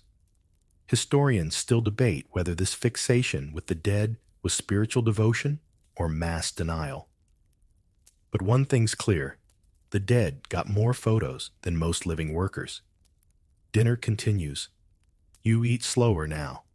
The meat might be pork, or might be yesterday's whatever. The man next to you orders black pudding, which you remember involves blood.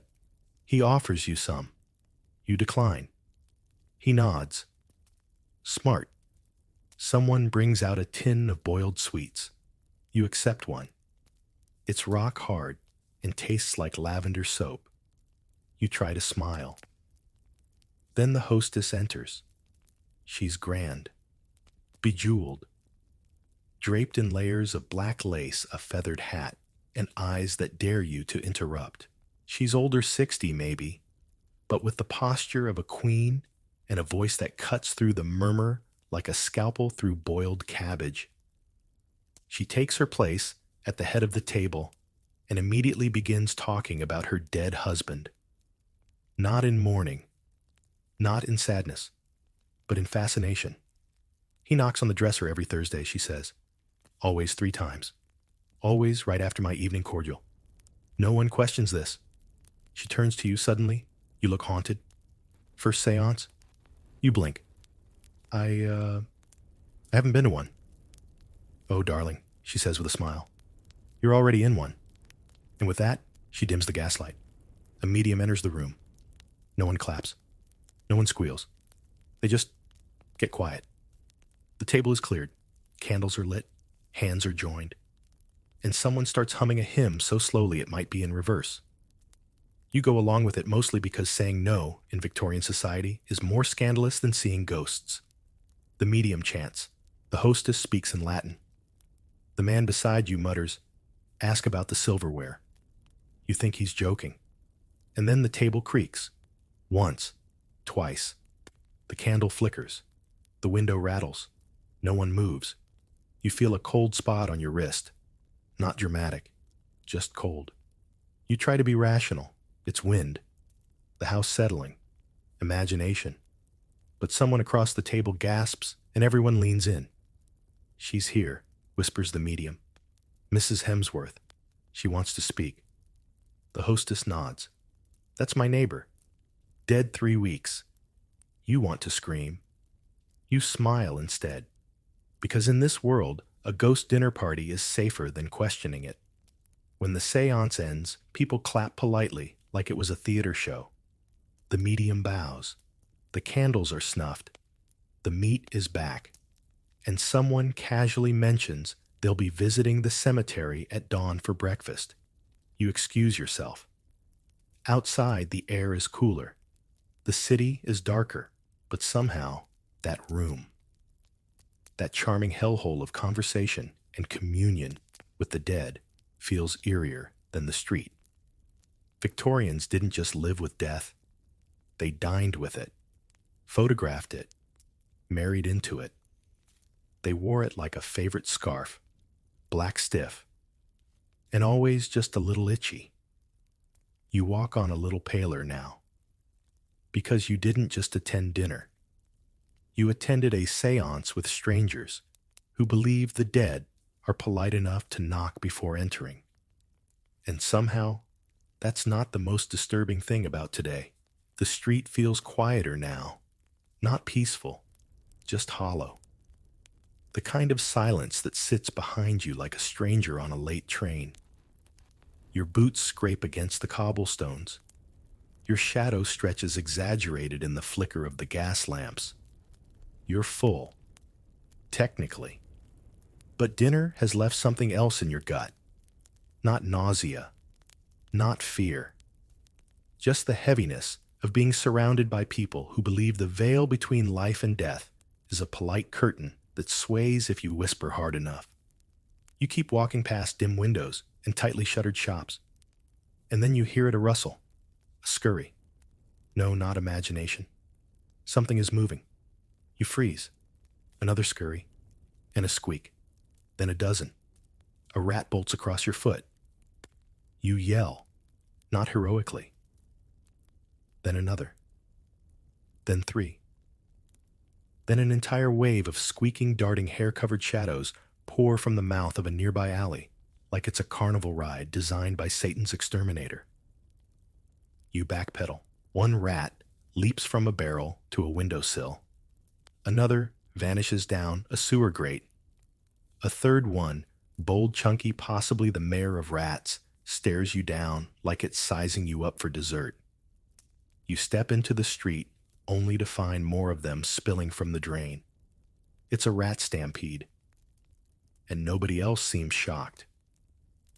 A man pushes a wheelbarrow straight through the swarm, barely blinking. Bit early for him, he mutters, stepping over a tail like it's a loose shoelace. You've just met Victorian pest control, which is to say none. You retreat toward what you hope is a quieter block. The rats thin out, replaced by something arguably worse lice. Not literal ones yet, but the constant itchy feeling that your scalp is under attack. Because now it's bedtime. You find your way back to the boarding house. It's darker than before. Quieter. You open the door, and a floorboard groans like it resents your return. Your landlady appears. Her candle flickers against her cheek like she's preparing for a séance of her own. Room's upstairs. You'll need the chamber pot tonight. Buckets fresh. You nod. She vanishes into the dark. You climb the stairs. Your room smells like mildew-burnt toast and old shoes. Not your old shoes. Someone else's.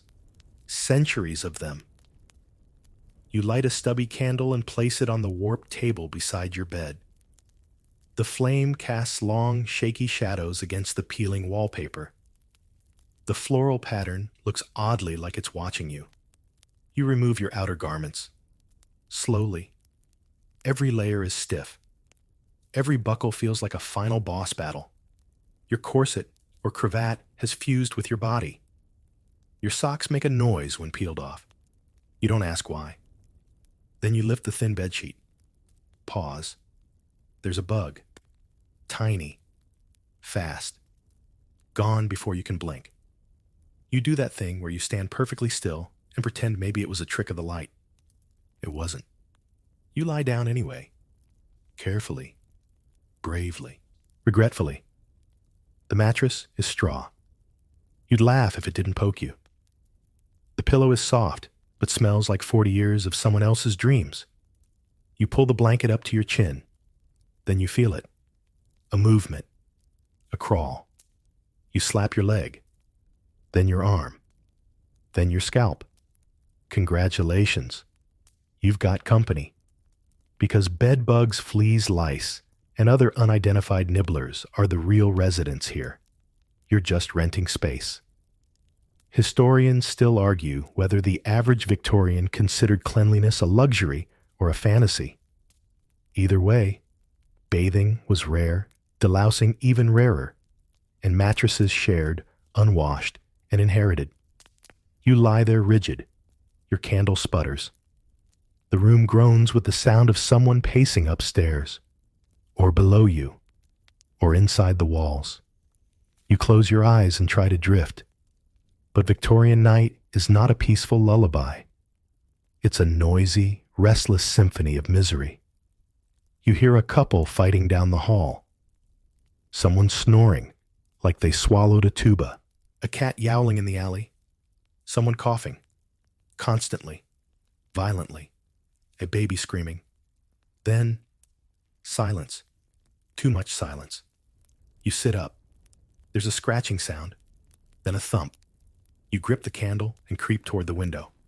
You pull the curtain aside, and there, illuminated by gaslight, you see a missing pet poster. A cat. Big eyes. Fluffy tail. Named Dorian. Below that, last seen near Factory Lane. Possibly taken. Possibly eaten. You let the curtain fall. You return to bed. You curl up. Then from under the floorboards, you hear what sounds like skittering. Not rats. Not bugs. Just skittering. Like the building itself is alive and unhappy. You wrap yourself tighter in your blanket, pretending it's armor. Because tonight, it's not the ghosts, or grief, or dinner that will undo you. It's sleep, that elusive, fragile promise, stolen by scratching walls, itchy sheets, and the lingering fear that something's crawling across your foot right now. You lie still, you breathe, you pray. And finally you drift. But your last thought before unconsciousness takes you. The cat probably had it easy. You wake with a jolt not from an alarm, not from sunlight, but from the sound of a bell clanging furiously in the street below. It's still dark outside. You're not sure if it's 3 a.m. or 6 a.m., but it doesn't matter.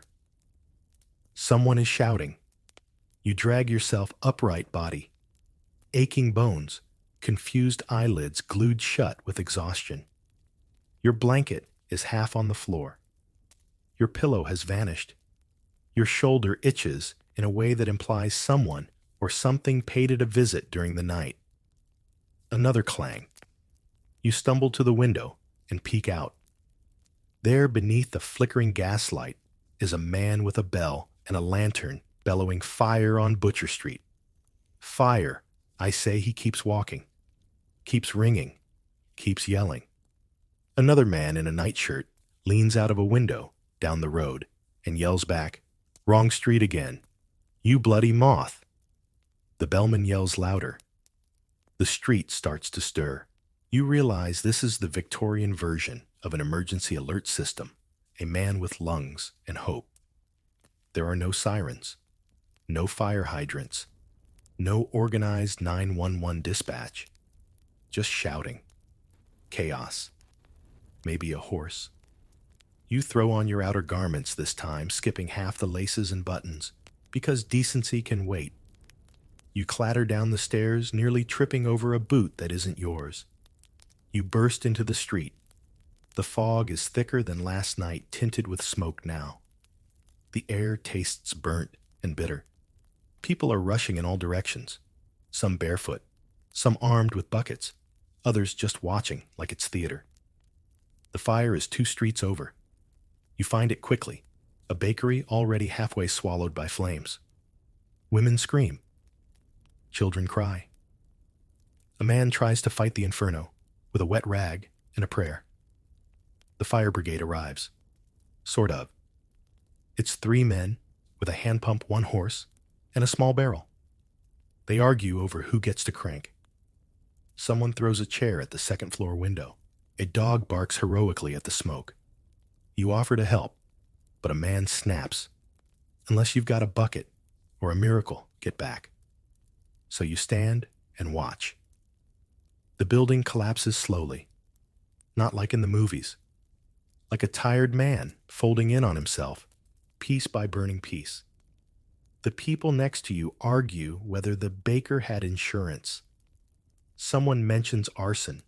Another swears they saw a ghost. A child tugs your coat and asks, "Is it Sunday yet?" You have no idea. Historians still debate how effective Victorian fire brigades truly were. Some call them brave underdogs, others decorative chaos generators. You lean against a lamppost and cough. Again. The fire's smoke isn't helping whatever lurks in your lungs now. But at least you're not the baker. That's when you hear it. Ding, ding, ding. A watchman. He walks the opposite direction carrying a stick, a small lantern, and a book of offenses. He calls out loudly, 5:15. No murder, no robbery, 1 fire. The crowd cheers sarcastically. He walks on, muttering about paperwork. You blink. This is law enforcement, apparently. A man who walks the streets, announcing that no one's been murdered yet. You follow at a distance. He stops occasionally to write in his log, using his own spit to moisten the pen. You watch as he scolds. A drunkard sleeping in a stairwell pokes at a suspicious bag near a pub and tips his hat to a cat. The cat ignores him. You relate? You ask what his job is really. Keeping the night in check, he says. Sometimes I find a body. Sometimes I escort ladies home. Sometimes I just walk, so folks think someone's watching. Do you carry a weapon? He taps his walking stick. You ever used it? He grins, only to knock on windows and scare teenagers into going to bed. You thank him. He nods and wanders off. You realize the night isn't safe because of him. It's just slightly less terrifying. The sun is beginning to rise now. barely. The city softens at the edges. Horses snort. Bread carts rumble in. A woman sweeps her stoop with the resigned posture of someone who's swept the same dirt for 30 years. You wander toward a bridge, hoping to breathe cleaner air. You find it almost. The water beneath is still foul, but the wind carries it elsewhere for now. You lean on the railing arms, sore soul bruised. Somewhere behind you, a bell rings again. For a different reason. Maybe church? Maybe another fire. It never ends here. You take a deep breath, and for a fleeting moment you feel still. Not safe, but still. Then you hear a whisper beside you. Nice morning to disappear, eh? You spin. No one's there. Probably a joke. Probably the wind. Probably. You don't run. You don't scream. You just back away from the bridge like someone easing out of a conversation with death himself. Maybe it was a voice.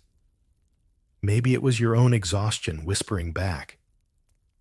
Either way, the fog over the water is too thick, and you've been awake too long. You need to get away from the river. You head back toward the heart of the city, hoping to find a moment of calm. But Victorian London doesn't do calm. It does surveillance, scrutiny, the slow, suffocating pressure of a society that watches you even when it's pretending not to. You try to walk quickly, but your boots, one of them missing half a sole, squeak traitorously. Your coat is damp.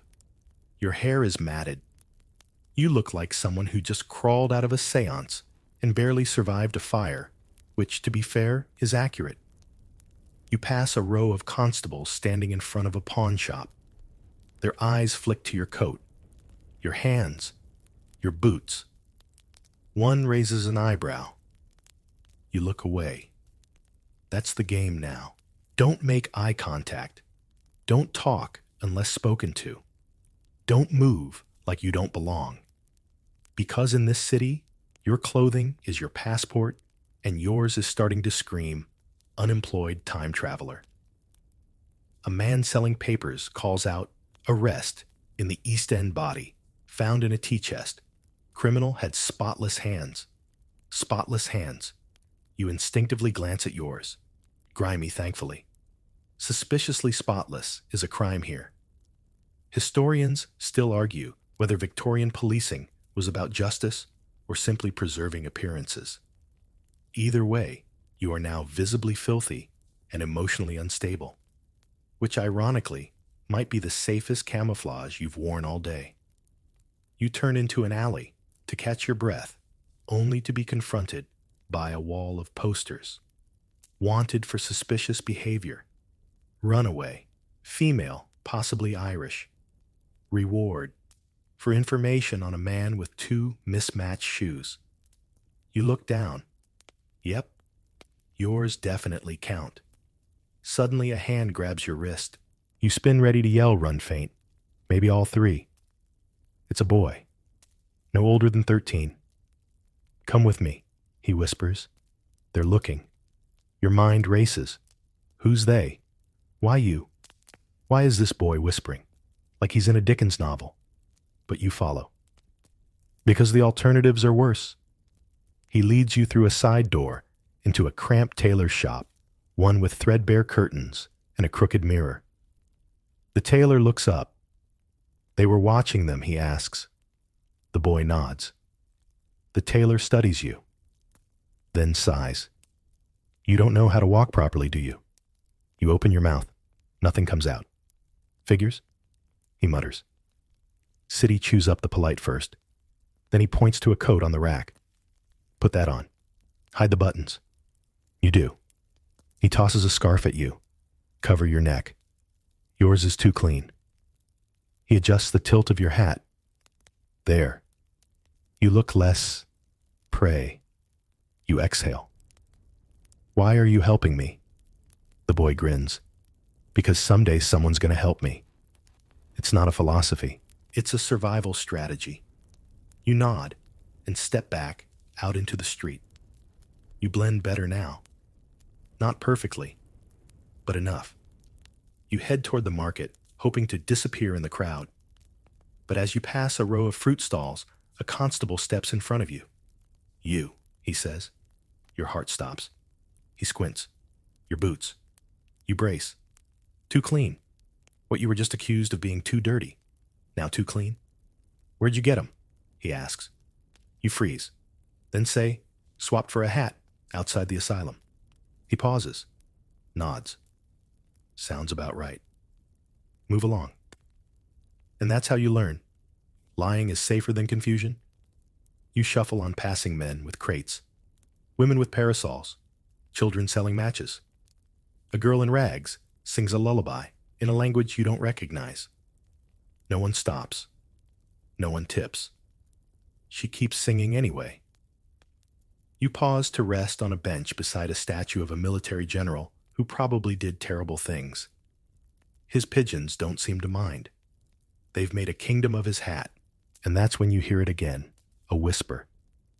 Not supernatural this time. Human. You're not from here, are you? It's an old woman. Wrinkled. Kind eyes. Teeth optional. You shake your head. She nods knowingly. You walk like you still think the world wants you happy. You don't answer. She continues, learn to bend your knees, drop your chin, and never ask for anything. You ask for a hand, they'll cut off your arm. You manage a tired smile. Thanks. She gives you a hard candy wrapped in newsprint. It tastes like dust and anise. You suck it gratefully. You glance up. The clouds have started to shift. The sun tries to break through but seems to change its mind halfway. Typical. You have no idea how much longer you have to survive. But you know this. You don't want to end your 24 hours in jail. Or worse, as a curiosity, you stand, wobble, breathe. You've got one final task now. Make it to dawn. You keep moving legs, aching, head-spinning heart somewhere between. Please stop, and just one more hour. The sky has turned a color that doesn't really exist in your time, a sickly Victorian gray-green, tinged with chimney smoke and the ghosts of meals no one ever wanted. Your brain is unraveling at the edges now. You haven't eaten anything recognizable in 12 hours. You've been soaked by mystery fluids. You've narrowly avoided arrest, fleas, ghosts, and polite society. And now it's nearly dawn. The street lamps burn low. The market carts have disappeared. The city is holding its breath. This is the in-between, the moment before the gears grind again, before soot hits silk, before the coughing starts fresh. You stumble down a narrow lane, past crooked buildings that lean together like conspirators, and find a small square courtyard lit by one weak lamp. There's a bench. You sit because you've earned it, because your legs have unionized. A cat walks by tail high. You nod at each other like fellow survivors. Across the courtyard is a bakery. The window is fogged, and the scent is unbelievable. Warm, buttery, not poisoned. You don't care if it's a hallucination. You approach trembling and peer through the misty glass. Inside, a boy is loading loaves into a basket. The bread is actual bread, golden steaming real. A woman behind the counter sees your face and waves you in. You step through the door like someone entering heaven in boots held together by sheer willpower. She doesn't ask questions, just hands you a small round loaf. End of batch, she says. You nod, too hungry for manners. You bite in. It's warm. It's soft. It's safe. For the first time in 24 hours, something in this city doesn't hate you. You sit on a crate near the oven, eyes half closed, cradling your bread like treasure. The baker doesn't mind. We always get strays around, this time, she says gently. drifters, factory boys. Once had a poet faint in the flour sack. You almost faint now, but from gratitude. She pours you something hot tea probably. No formaldehyde, no mystery herbs, just leaves water and mercy. You sip. It burns. You love it. Historians still argue whether the working class found joy amidst the horror of Victorian life. Sitting here, legs outstretched, crumbs on your chin, you know the answer is yes, but only in stolen moments like this. A soft knock at the bakery door. The lamplighter.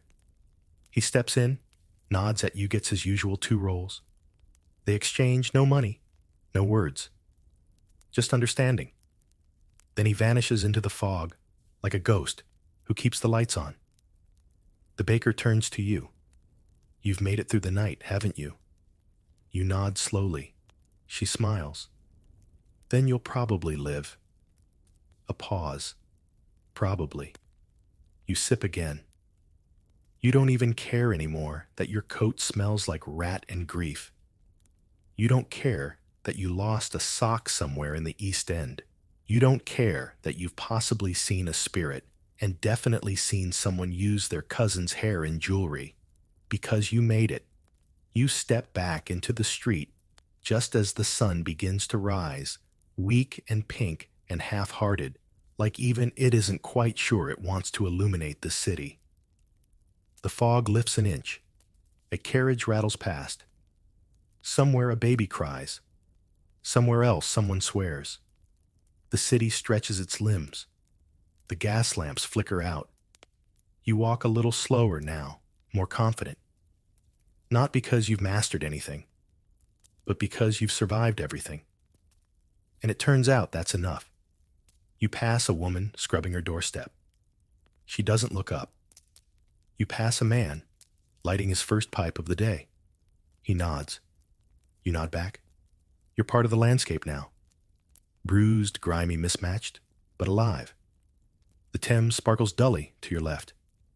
You pause on a bridge, hands resting on the rail. You look down, then up. The city breathes. So do you. And then you laugh.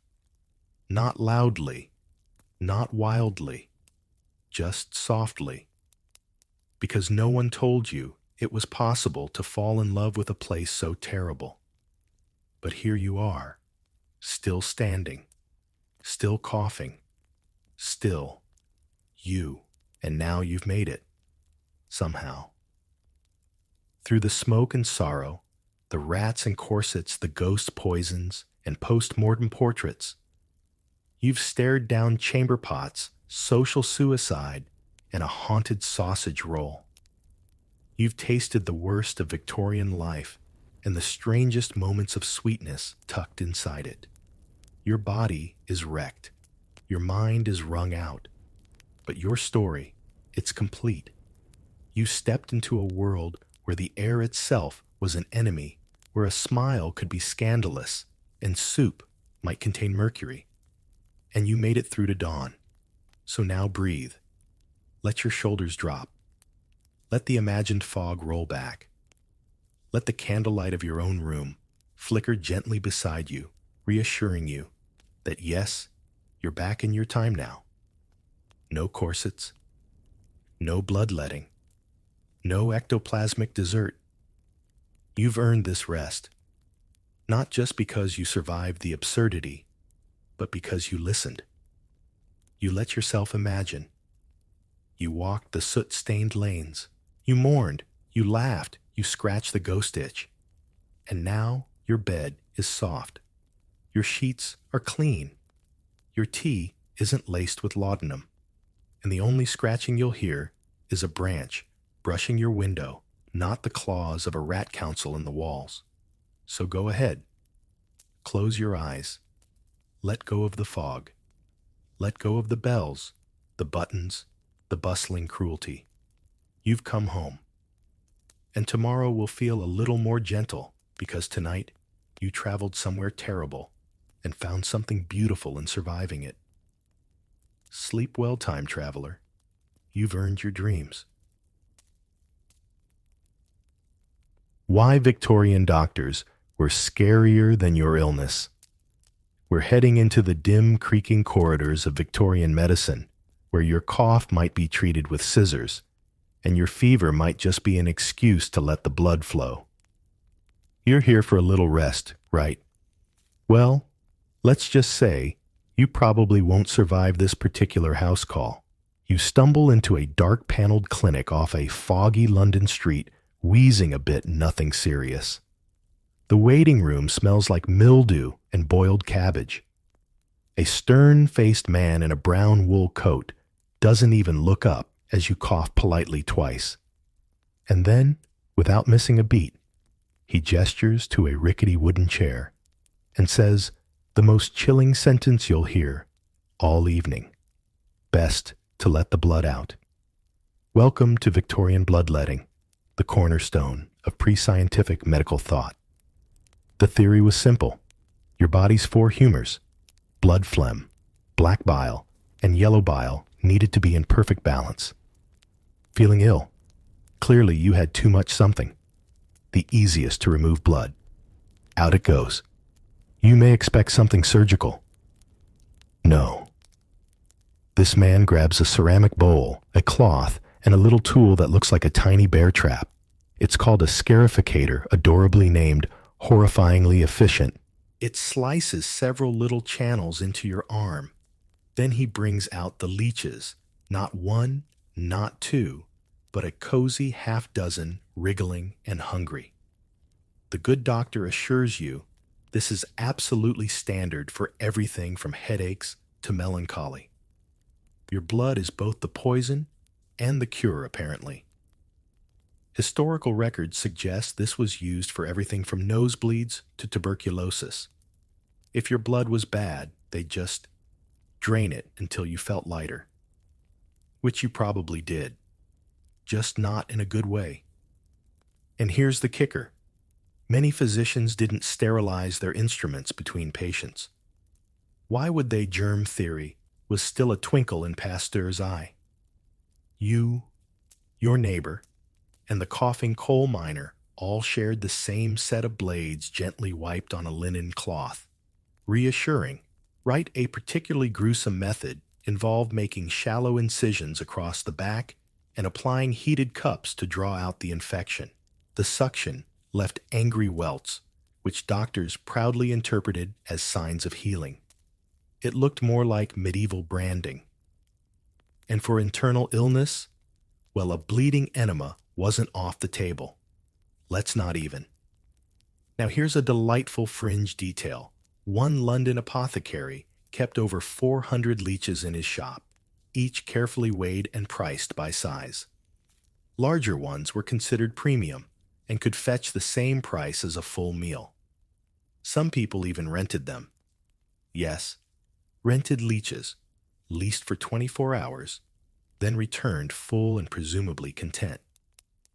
Historians still debate whether patients actually felt better from all this, or simply experienced the placebo of ritual and attention.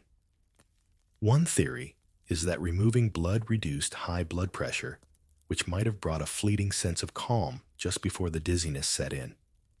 Others argue the whole practice was little more than slow-motion harm in fancy clothes.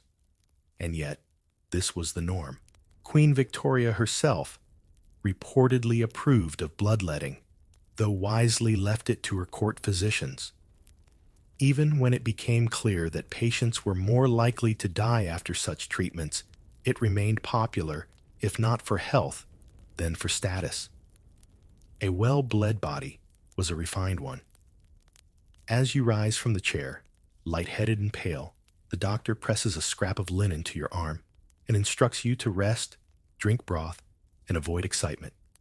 You nod, slightly swaying. You feel emptied. Which, to be fair, is exactly what just happened. And as you step outside into the fog again, you realize you came in with a mild cold, and now you're nursing an open wound, a handful of bandages, and the lingering suspicion that you've just survived the worst part. Spoiler, you haven't. That was just the greeting card. You're still woozy, from the bloodletting walking slower, now, heartbeat, faint, and oddly rhythmic. Maybe that's the echo of your own boots on the cobblestone, or maybe it's just what happens when you're down a pint or two. But at least you're done with the doctor for the day. Right, wrong. You're back in his office 3 days later, and now you're not just tired. You're anxious, forgetful, and maybe crying a little. Not that you'd say so aloud, but your mother did. She told the doctor everything.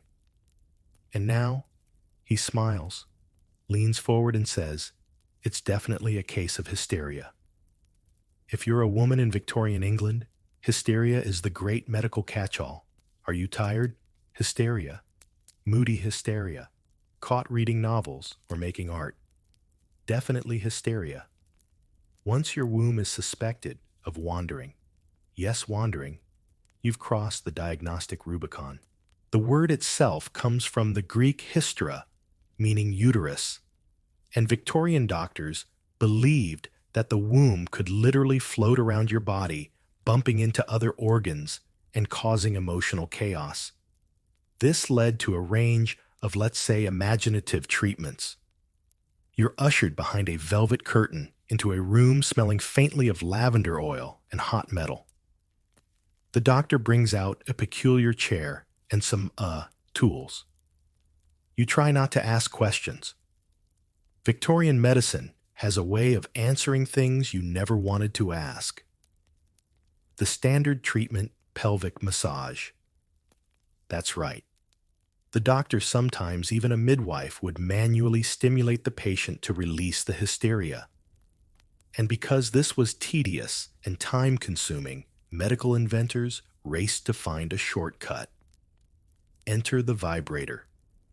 Yes, the world's first electromechanical vibrator was a medical device powered by steam or crank and used right there in the clinic. It was proudly advertised in medical journals as an efficient means of inducing paroxysm. Fringe detail.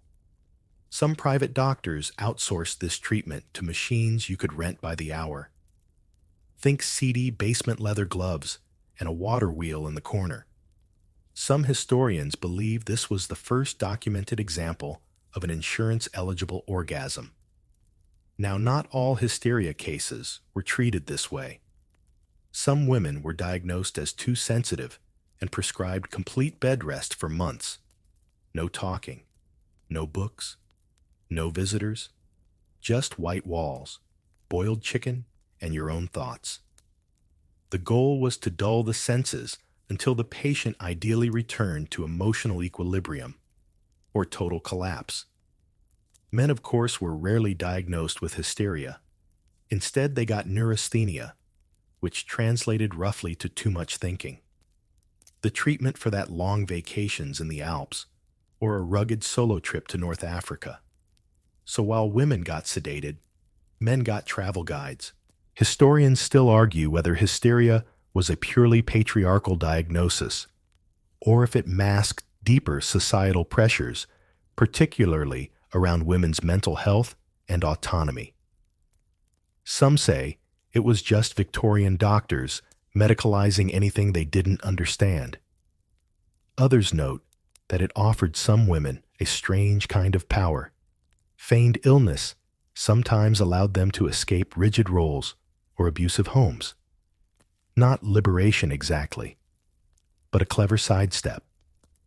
One infamous case involved a woman who was diagnosed with hysteria simply because she refused to marry her cousin. She was institutionalized, medicated, and prescribed quiet reflection. It didn't work. She eventually escaped and became a poet, but she never fully recovered from the treatment, which, makes sense when your recovery involves sedatives and steam-powered tableware. Back in the clinic, you're now holding a bottle of tonic water loaded with opiates and some pleasant-sounding herbs, like soothing valerian and angel's root. It's bitter and syrupy. The doctor says you'll be calmer in minutes. You are. It helps. But the label also says, may cause unconsciousness hallucinations or seizures. Do not operate horse-drawn vehicles. You don't own a carriage, but still. As you step out again into the smog, the wind stirs your coat and your thoughts. You came in sad. You left foggy. Something was treated, but you're not sure what. And somewhere behind you, a metal crank begins to turn again. You're trying to forget the whole steam-powered cure ordeal, but unfortunately, your cousin Herbert just invited you to witness something marvelous at his private gentleman's club. You're still shaky, mildly sedated, and not in the mood, but Herbert insists. It's science, he says. And also, there will be tarts. Not the pastry kind. When you arrive, there's a velvet-draped stage, 3 candles flickering, and a man with mutton chops wheeling out a brass contraption the size of a milk cart. It hisses at clanks, and it smells faintly of gin.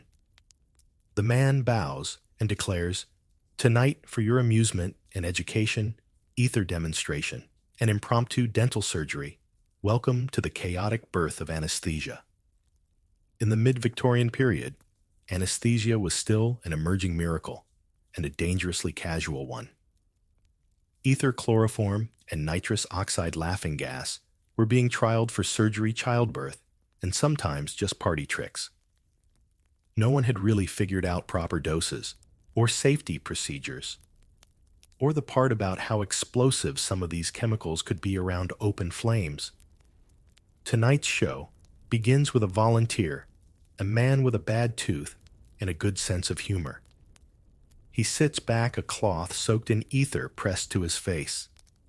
30 seconds later, he slumps, and the dentist, a traveling performer named Dr. Wibble, yanks the molar out with a flourish. Applause. It's unclear if the man wakes up clapping or screaming, but either way, the show continues. You see, before anesthesia, surgeries were fast and brutal. Speed mattered more than precision. A good surgeon could saw off a leg in under 3 minutes. Now with ether or chloroform, the pace slowed down, but not always in a good way.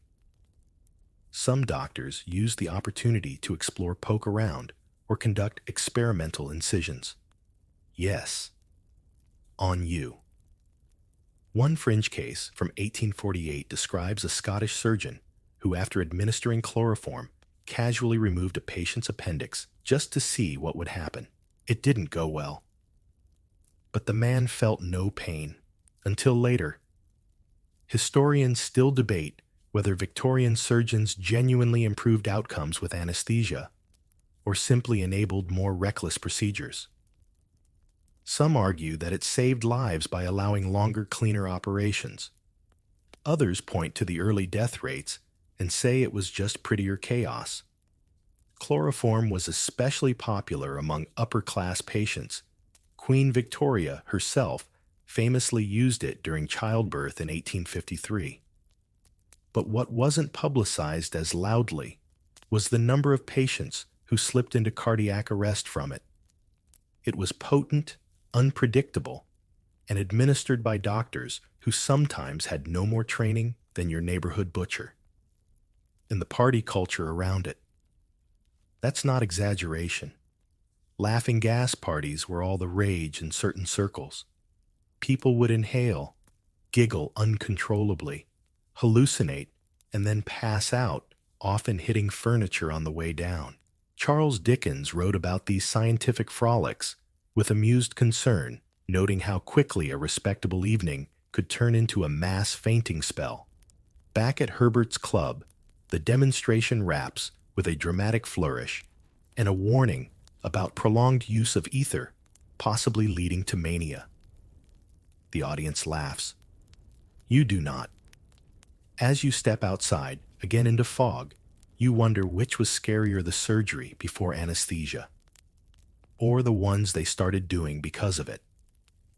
And the next time someone offers you a cloth to sniff, you politely decline. Let's say your luck runs out again, and you require actual surgery. Nothing too dramatic, just a deep cut that won't heal. Maybe you tripped on a cobblestone. Maybe it's a boil, gone rogue. Either way, you find yourself limping through the rain toward a respected surgeon's door. You've heard he's efficient. That's good, right? The office is a converted parlor. Candles flicker in bronze sconces, illuminating a wall of gleaming tools. Saws, clamps, curved knives, and something that looks suspiciously like a melon baller. But what you don't see is soap, or gloves, or any sign that hygiene is a medical concept. Welcome to Victorian surgery, where the doctor might be wearing the same blood-crusted apron from last Tuesday's amputation. And no, it's not because laundry day is late, it's deliberate. Many surgeons believed their messy coats were a badge of honor. The crustier the fabric, the more experienced the man. He invites you to sit on a table that still smells faintly of iron and something burnt. There's a cloth on it, but you suspect it's for the surgeon's hands, not your wound.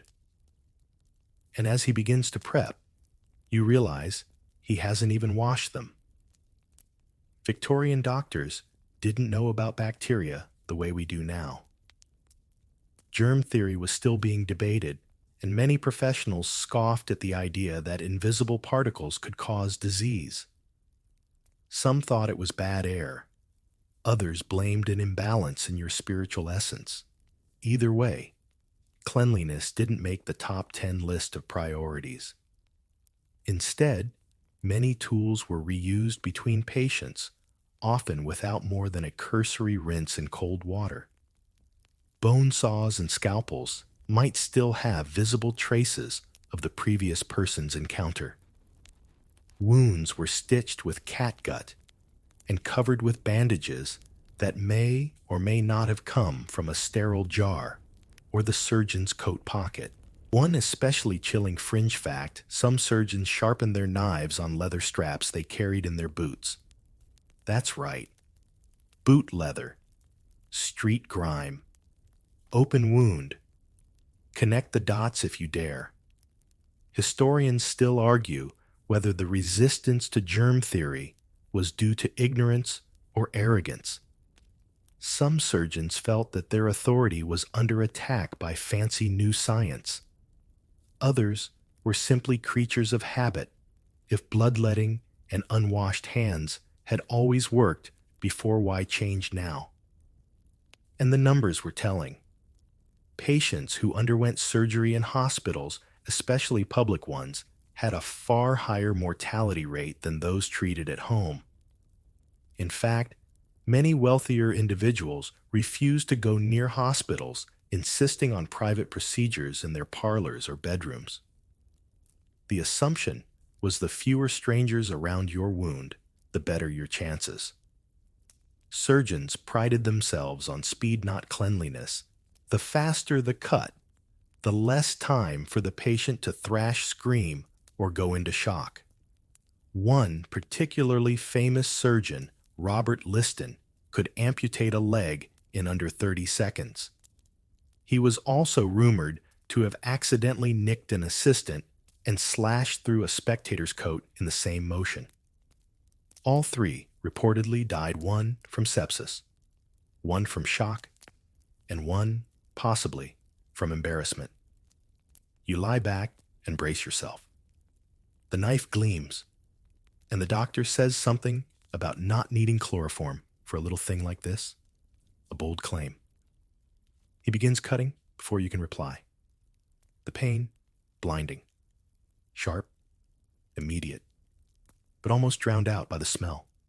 Burned flesh, boiled linen, something metallic. You grip the table and try not to scream. It's over in minutes. The wound is stitched, loosely wrapped, and the doctor claps you on the shoulder. You're a strong one, he says, wiping his hands on the curtain.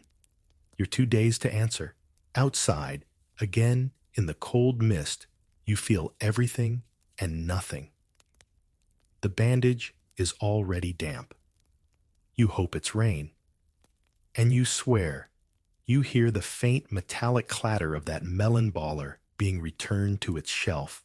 You're beginning to notice a pattern. every visit to the doctor ends with you slightly more wounded than before. But today, you don't even make it to a physician's home. Instead, someone suggests the modern route, a visit to a proper hospital. You hesitate.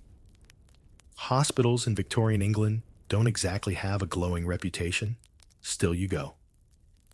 The first thing you notice is the smell. It's not just disinfectant.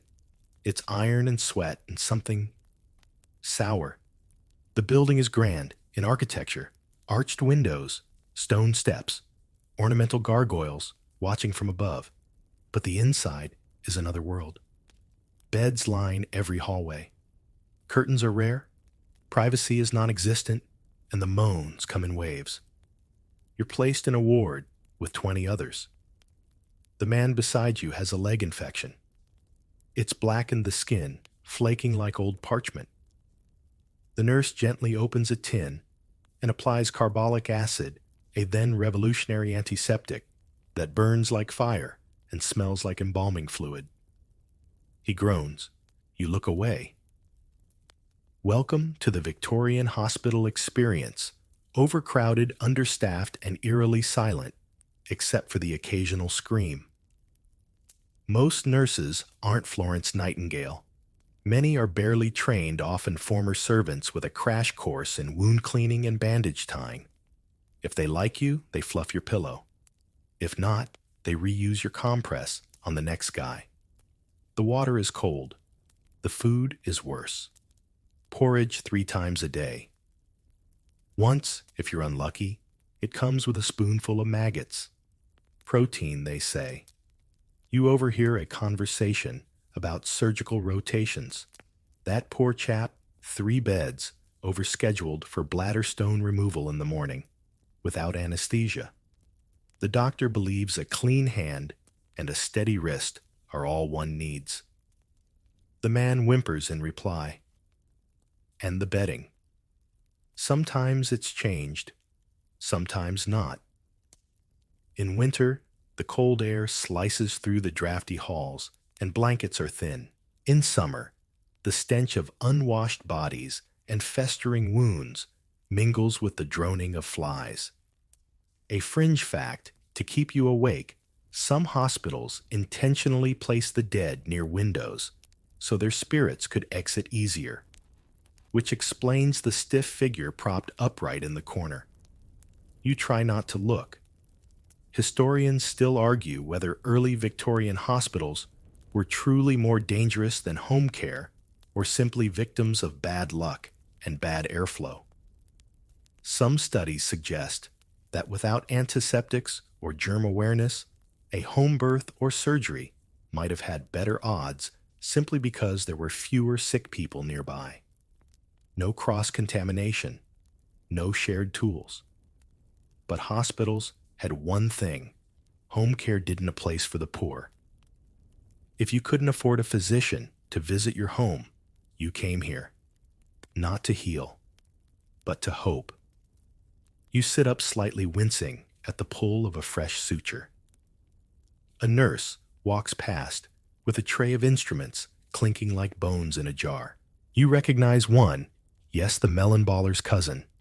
She stops by your bed and hands you a tin cup of lukewarm broth. No spoon. Just sip. You do. And as the lanterns flicker and the coughing crescendos around you, you realize something. The real horror of Victorian hospitals wasn't the blood or even the pain. It was the waiting. Waiting to heal. Waiting to worsen. Waiting to die. A week later, you're out of the hospital, not because you're healed, but because they needed the bed. You're still pale-stitched and sluggish, but a neighbor stops you on the street with an exciting offer. Have you tried the galvanic belt? You blink. The what? He smiles like a man sharing the location of buried treasure. Electrotherapy, he whispers. The future of medicine. You just strap it on and zap yourself right back to health. He pats a canvas package under his coat like it's a holy relic. You're too tired to argue, and honestly, you're curious. That night, in the safety of your parlor, you unfold the device. It looks like a leather corset met a copper lightning rod. There are knobs, wires, some kind of battery pack involving fluid. The instructions are printed in elaborate calligraphy and include phrases like invigorates the manly spirit and restores lost magnetism to the spine. You fasten the belt around your midsection, turn the tiny crank, and zap. A jolt shoots through your torso like a caffeinated eel. It's not exactly pleasant, but not entirely painful either. Like static shock with ambition. Welcome to the do-it-yourself electrotherapy craze of the Victorian age. These devices were marketed as cures for everything: indigestion, paralysis, melancholy, impotence, gout, and even bad dreams. If it hurt, tingled, or throbbed, someone believed a galvanic jolt could fix it. And if it didn't, well, at least you looked very modern wearing it. By the 1870s, these contraptions were sold in catalogs and delivered to your door. No prescription needed. No safety warnings either. Some belts ran on wet cell batteries that leaked acid. Others used coils you had to heat over a fire first.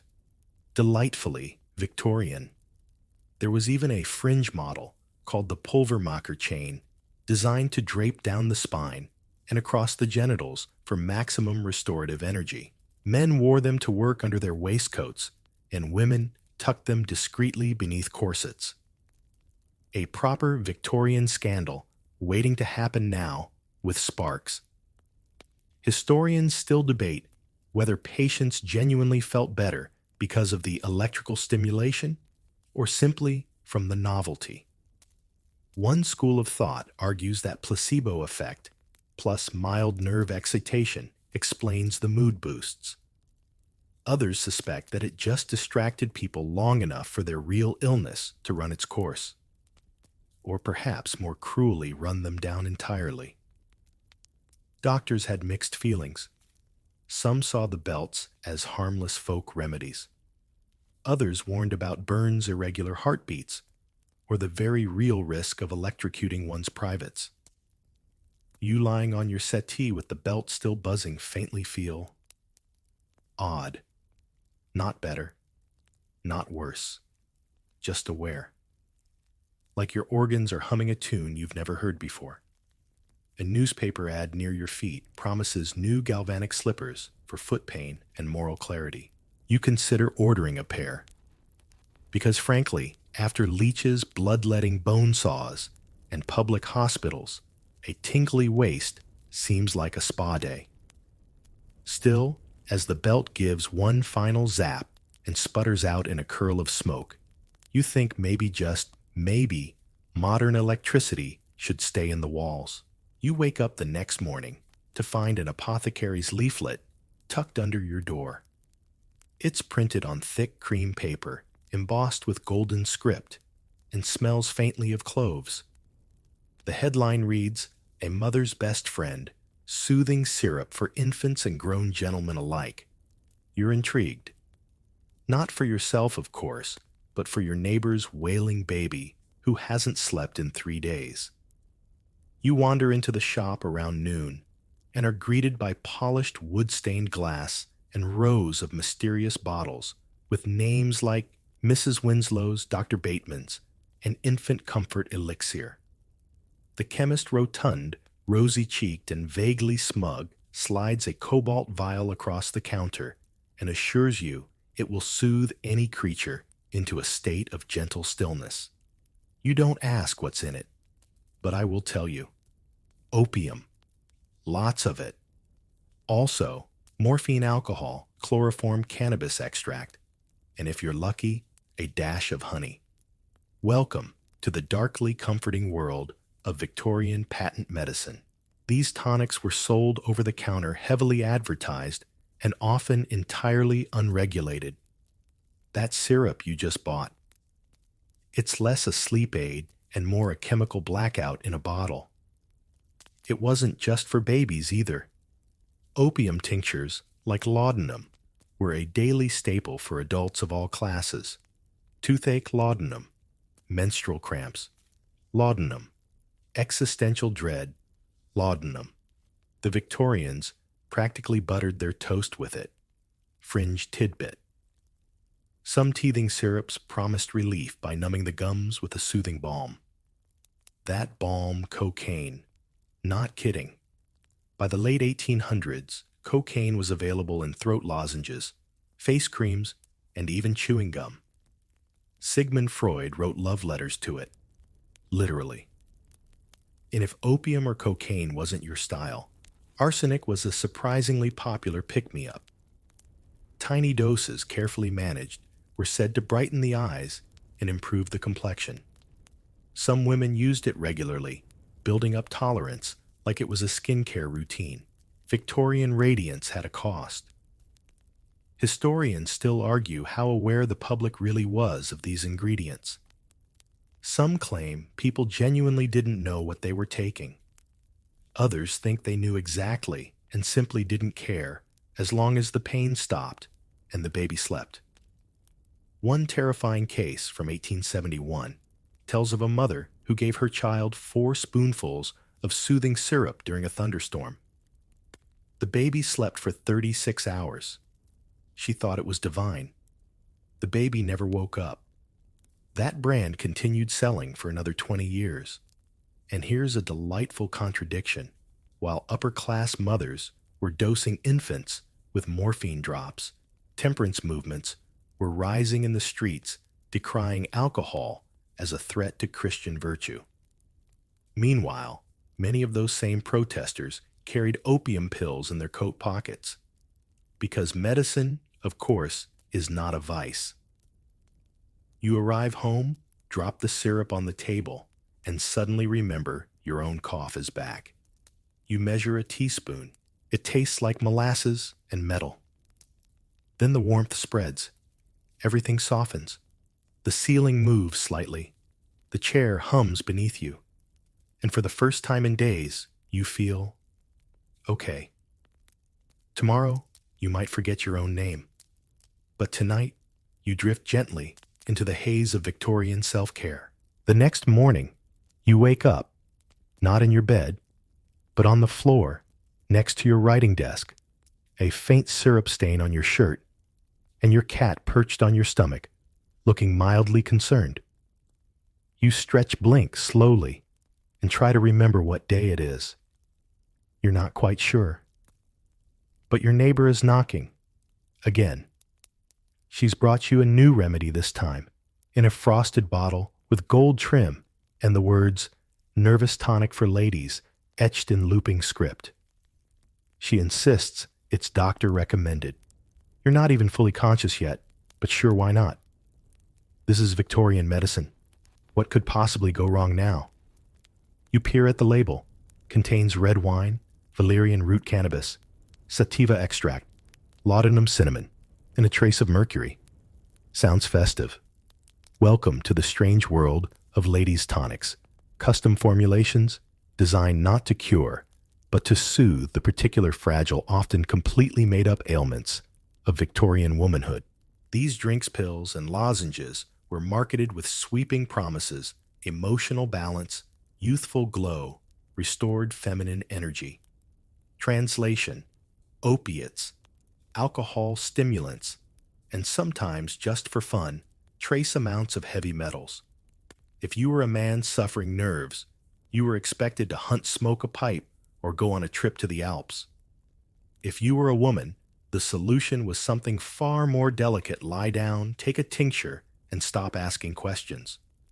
Many of these tonics were administered regularly, not just for illness, but for monthly mood, general vapors, or even reading too many novels.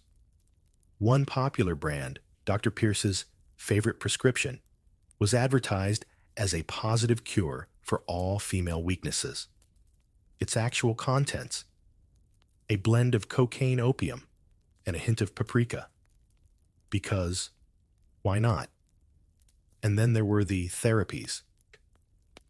If a tonic didn't work, you might be prescribed pelvic massage, as we've already unfortunately covered, or one of the newer mechanical options like a water-powered vibration chair.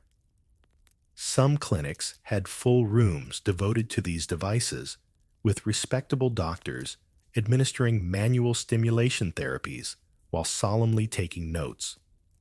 One fringe therapy that gained traction, uterine repositioning surgery, an actual operation where physicians believed they could physically move a misaligned womb back into place, without anesthesia, sometimes with a wooden spoon.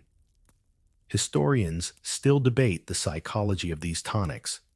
Some argue they were simply tranquilizers in disguise, designed to dull female resistance. Others believe they offered women the only legal path to mental escape control, or even agency, however dangerous. In a world with little room for female rest or expression, a tonic was one of the few acceptable indulgences. And not just indulgence dependency. Many women unknowingly developed opium addictions, masking their growing fatigue and confusion as nervous exhaustion. It became a self-reinforcing cycle, more tonic for more symptoms from more tonic. You sip your own elixir now, and the warmth returns. Your jaw unclenches, the world slows. You read the label again, amused to find it also claims to revive lost marital affection. You're single. You sip again. Outside, the streets of London blur in the gray light. Your neighbor hums in the kitchen. You no longer remember what your original illness was. But it doesn't matter. You're calm now, and a little dizzy, which means the tonic's working. Later that evening, a thick fog rolls in across the rooftops, and with it comes a knock at your door, 3 quick raps, polite but insistent. You open it to find a young man in an oversized coat, shivering and carrying a note from your cousin Herbert. It's an invitation to what he doesn't say. You follow the messenger through narrow streets until you arrive at what appears to be an anatomy lecture hall. Candles flicker along the walls. The air smells like chalk cold metal, and something less easily defined, something earthy. Inside, rows of students in crumpled waistcoats sit in rapt attention. And on the central table lies a body, not wax, not a model, a real human corpse. Tonight's lesson, dissection. And you begin to understand why Victorian doctors learned anatomy from the dead, no matter how they got them. Welcome to the dark world of cadaver theft and resurrection men. Medical schools in the early 1800s had a serious problem. They needed bodies.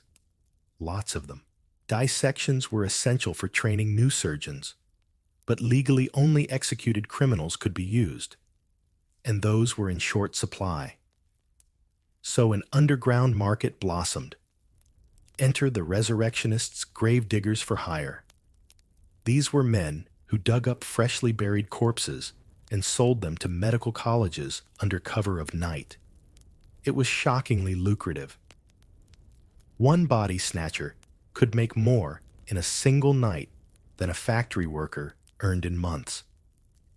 Doctors looked the other way.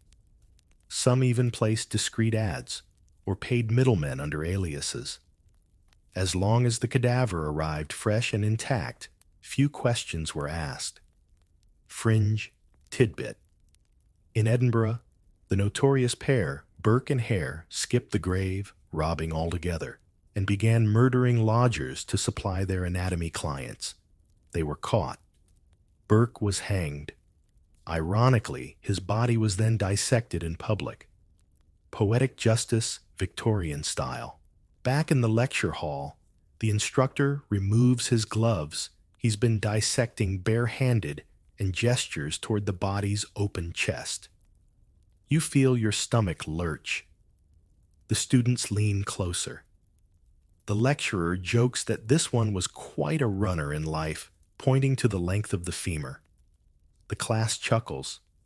You do not. Historians still argue how aware the public truly was of these thefts. Some communities installed mort safes, iron cages around graves, to keep loved ones underground. Others paid night watchmen to patrol cemeteries with dogs and shotguns. In poor districts, though the dead were vulnerable, and the freshly dead were worth the most. This gruesome supply chain existed for decades, creating a tension between the noble pursuit of medical knowledge and the literal desecration of families. Doctors trained their hands on stolen flesh. Surgeons passed exams thanks to unwilling donors, and the bodies weren't always complete. Sometimes just a head, sometimes only a torso. Students were told not to ask questions. Practice your stitching. Learn where the liver sits. Discard the remains quietly.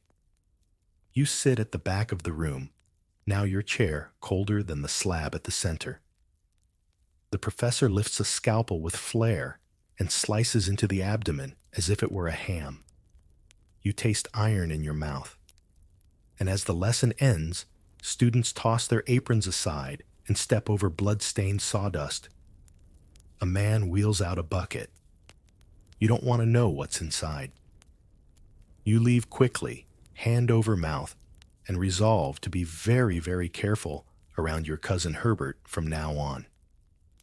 Because now you understand just how far doctors will go. To get hands-on experience, after the trauma of witnessing your first live dissection, you promise yourself a quiet week. No doctors, no hospitals, no Herbert. Just tea toast and avoiding anything that smells like formaldehyde. But that vow doesn't last long, because 2 mornings later, you wake up with a painful pressure in your abdomen.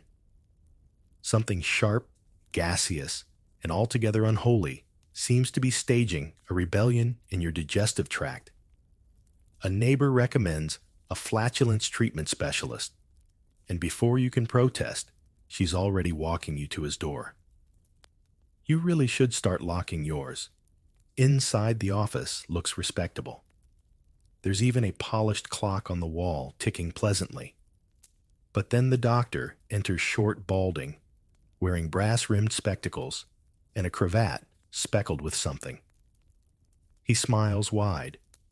Trapped gas, he says confidently after a single tap on your stomach. Very common in refined individuals. Refined? You don't ask. You just nod. He pulls open a cabinet lined with Victorian gas remedies, each more dubious than the last charcoal pills lead syrup camphor oil and a mystery elixir labeled flatulente, extract number 3. The label bears a faint warning. Do not expose to heat or candle flame. Victorians were deeply concerned with digestion. Bloatedness was a sign of moral impurity. A gentle burp was forgivable barely, but full gas scandalous. Doctors blamed intestinal vapors on everything from overeating to wearing synthetic stockings. One fringe article even linked flatulence to spiritual crisis. Yes, your soul might be leaking, apparently. The most alarming part: some gas treatments were combustible. One advanced method involved inserting a thin metal tube attached to a rubber bladder, which was then filled with oxygenated ether and sealed with a cork. You don't even want to know what happens when that cork pops. Another popular cure involved inhaling burnt herbs believed to align the gut with celestial rhythms. In practice, this meant sitting in a small, smoky closet while someone played pan flute outside. You're not kidding. There are lithographs. Historians still argue whether any of these treatments worked. Charcoal, to be fair, does absorb gas, but lead syrup probably did more long-term harm than a dozen lentil stews. Still, when the alternatives included invasive enema machines or fire hazards near one's backside, most patients chose pills and prayers. You're offered a hot compress, and a spoonful of flatulente extract. It's chalky minty and burns the back of your throat in a way that suggests it's either curing you or prepping your esophagus for taxidermy. The doctor hands you a little sachet of herbs for your pillow and tells you to sleep on your left side while thinking pure thoughts. Gas travels eastward, he says confidently. You don't question it. Back home, your stomach still grumbles ominously. But at least you've made it through the day without combustion. You lie down, gingerly one hand on your belly, and whisper a short prayer, not for healing, but for dryness and silence. You're determined to give your intestines a break, so you avoid Victorian remedies for a while. No elixirs, no electrotherapy, belts, no mystery tonics brewed by candlelight. But then someone tells you about a sanatorium in the country. Quiet fresh air, gently boiled food. They don't do surgery, she promises. They just observe you. That sounds safe. Probably. 2 days later, you arrive by coach at a sprawling estate with ivy-clad balconies and whitewashed porches. A nurse in pale gray leads you to your room. The bed is narrow. The windows are locked. A clock ticks, but otherwise, it's silent, peaceful. And yet you can't shake the feeling that you've just checked into a very polite kind of prison. Welcome to the Victorian sanatorium system, where rest therapy meant weeks, months, or even years of enforced stillness, especially if you were a woman, especially if someone thought you were too sad, too tired, or too overly imaginative. The logic was simple. Too much mental stimulation caused physical collapse. So the cure was to remove everything stimulating. You weren't allowed to talk, read right, or even think too much. No visitors, no music, and no discussions beyond pleasantries. Food was bland and soft. Boiled chicken rice pudding, weak tea. Every day. In extreme cases, nurses spoon-fed patients in silence and bathed them like infants. Not as an act of kindness, but control. Some patients had their door handles removed. Some were strapped to chairs for safety. One particularly famous physician, Dr. Silas Weir Mitchell, pioneered this method in America. His patients, famous female writers and artists. They were told to stop creating as if imagination were a disease. Some recovered. Others never did. Fringe detail. One British sanatorium promoted recovery by keeping patients in total darkness for a full month. No light. Just dim soup, whispering nurses, and your own spiraling thoughts. You're assigned a daily schedule. Wake at 6 a.m. Sit upright for 1 hour. Lie back down. Eat rice. Sit again. Sleep. It's the most boring thing you've ever endured. And yet you do start feeling quieter inside. Numb, maybe. But rested, you think? Historians still argue about the efficacy of rest cures. Some say they genuinely helped patients recover from overstimulation in chaotic urban life. Others claim it was a tool of social control, especially for women who were often institutionalized for disagreeing with their husbands, resisting marriage, or simply writing too much poetry. The cruelest part, many patients weren't technically sick, just inconvenient, a little too melancholic, a little too outspoken. So they were packed off to rest, and if they resisted, they were declared delusional. After a week, you ask the nurse if you can take a short walk in the garden. She says that's not part of your treatment. Her tone is kind, final. You return to your bed, stare at the ceiling, and try to remember what your voice sounds like. Outside, the trees rustle gently. Inside, you feel your thoughts curling inward like leaves in a fire. The room smells like lavender soap and stillness. And you realize you didn't come here to be healed. You came here to disappear quietly. When you're finally released from the sanatorium, quiet, pale, and full of boiled carrots, you make one simple vow. No more Victorian treatments. Ever. No leeches, no tonics, no zapping belts, or medicinal wine disguised as shampoo.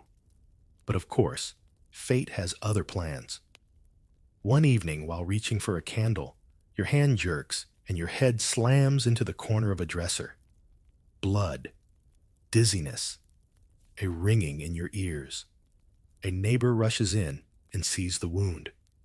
You'll need a hole drilled in your skull, she says calmly, as if recommending a recipe. Best to relieve the pressure. Wait. What you're soon seated in the kitchen of a man known only as Dr. Thatch, a name that inspires zero confidence. He smells like chalk and boiled cabbage. On the table before him, a series of increasingly worrisome tools. A clamp, a hand, drill a sponge. Welcome to Victorian cranial surgery, specifically trepanation, the ancient and still occasionally practiced art of drilling a hole in your skull to treat anything from seizures to migraines to mysterious brain fevers. Even in the 19th century, this wasn't common.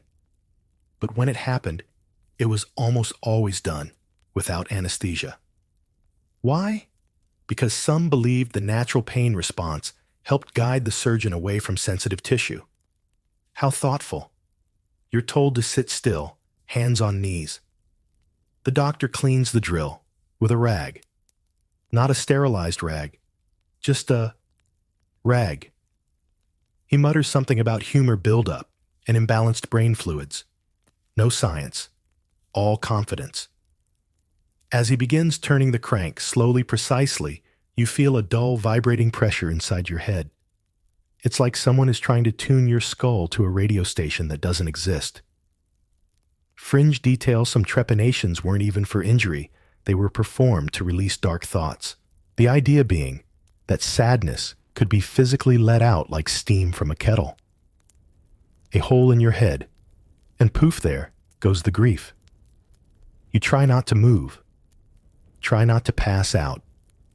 The sound is worse than the pain scrape thrum. He stops every so often to dab away blood with a cloth soaked in vinegar. Historians still debate the survival rate of Victorian brain surgeries. Some evidence suggests that with a skilled hand and a cleanish environment, patients could recover. Skulls with healed trepanation holes have been found some decades old. But others, well, they didn't make it far enough to worry about scarring. As Dr. Thatch finishes and plugs the wound with beeswax, yes, beeswax, he congratulates you. You'll feel lighter. By morning, he says, already packing up his tools with one bloody hand. You're sent home with a bandage, a headache the size of Edinburgh, and strict instructions to avoid strong thoughts for 3 days. You're not sure what constitutes a strong thought. You don't ask. Lying in bed later, you try to decide what's worse, the actual hole in your head, or the fact that it kind of worked. The pressure is gone. So is your appetite. Also, your short-term memory, but you weren't using that much anyway. You close your eyes, try to fall asleep, and hear a soft whistling through the bandage. It's probably nothing. After the skull hole incident and the soft, possibly imaginary whistling that followed, you decide it's time to take your health into your own hands. No more clinics. No more drills. You'll find a real doctor, preferably one with a certificate that doesn't smell like damp wallpaper. That's when you meet Dr. Ambrose Featherwick, traveling physician miracle worker and owner of the Bright Elixir Caravan, a roving cart painted in gold stars, parked conveniently near the town square. He calls himself a man of modern science. He has a hat with a feather, a parrot, that says, "Trust the tonic," and a pocket full of bottles with shimmering liquid that change color in the light. You're suspicious, but also kind of enchanted. Welcome to the bizarre world of Victorian snake oil salesmen, the charming quacks who blurred the line between doctor and showman. Dr. Featherwick pulls out a violet vial labeled Life Elixir No. 7 and announces that it cures gout melancholy, lumbago, heartbreak, and excessive nosebleeds. A woman in the crowd claps. A man shouts that it saved his sister's canary. You buy a bottle. Of course you do. Victorian medicine was full of grifters' men and a few women who traveled from village to village with cases of questionable cures. Many weren't malicious, just optimistic. A little alcohol, a little sugar, maybe a splash of opium, and voila, hope in a bottle. Fringe tidbit. Some of these traveling doctors used colored water with flakes of gold foil and sold it as sunlight concentrate. Others sold beaver oil harvested under dubious circumstances and allegedly excellent for female nerves and forgetfulness. They set up booths, held demonstrations, and employed paid actors to pretend to be cured. One man famously claimed his elixir reversed baldness. His assistant wore a wig and removed it on stage after 2 sips. Historians still argue whether these snake oil salesmen were con men or just early entrepreneurs. Some actually believed in their formulas. Others disappeared in the night with a sack of coins and a wink. And some, by sheer luck, did help, since even a placebo can soothe a desperate mind. You take a swig of Life Elixir No. 7. It tastes like black licorice vinegar and a weirdly familiar note of gin. You immediately feel warm. A bit giddy? Your headache recedes a little. You start humming a tune you're not sure you ever learned. The parrot winks at you. Dr. Featherwick pats your shoulder and hands you a flyer for his next appearance in Bath. Bring a friend, he says. Misery is more treatable in pairs. By evening, you're back home, slightly buzzed, only mildly poisoned, and somehow reassured.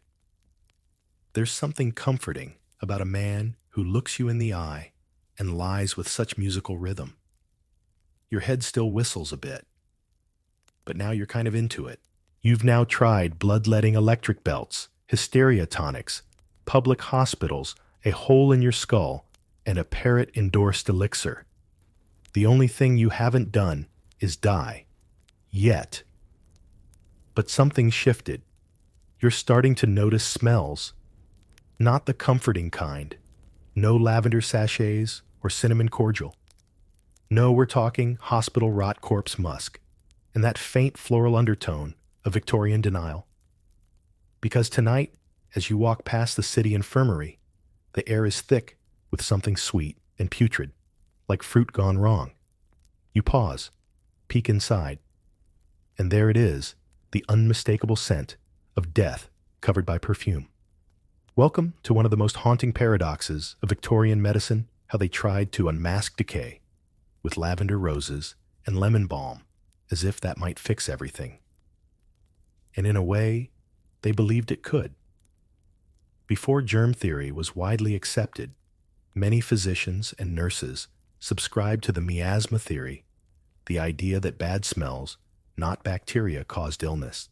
So hospitals focused not on cleanliness, but fragrance. If it smelled clean, it was clean. That was the logic.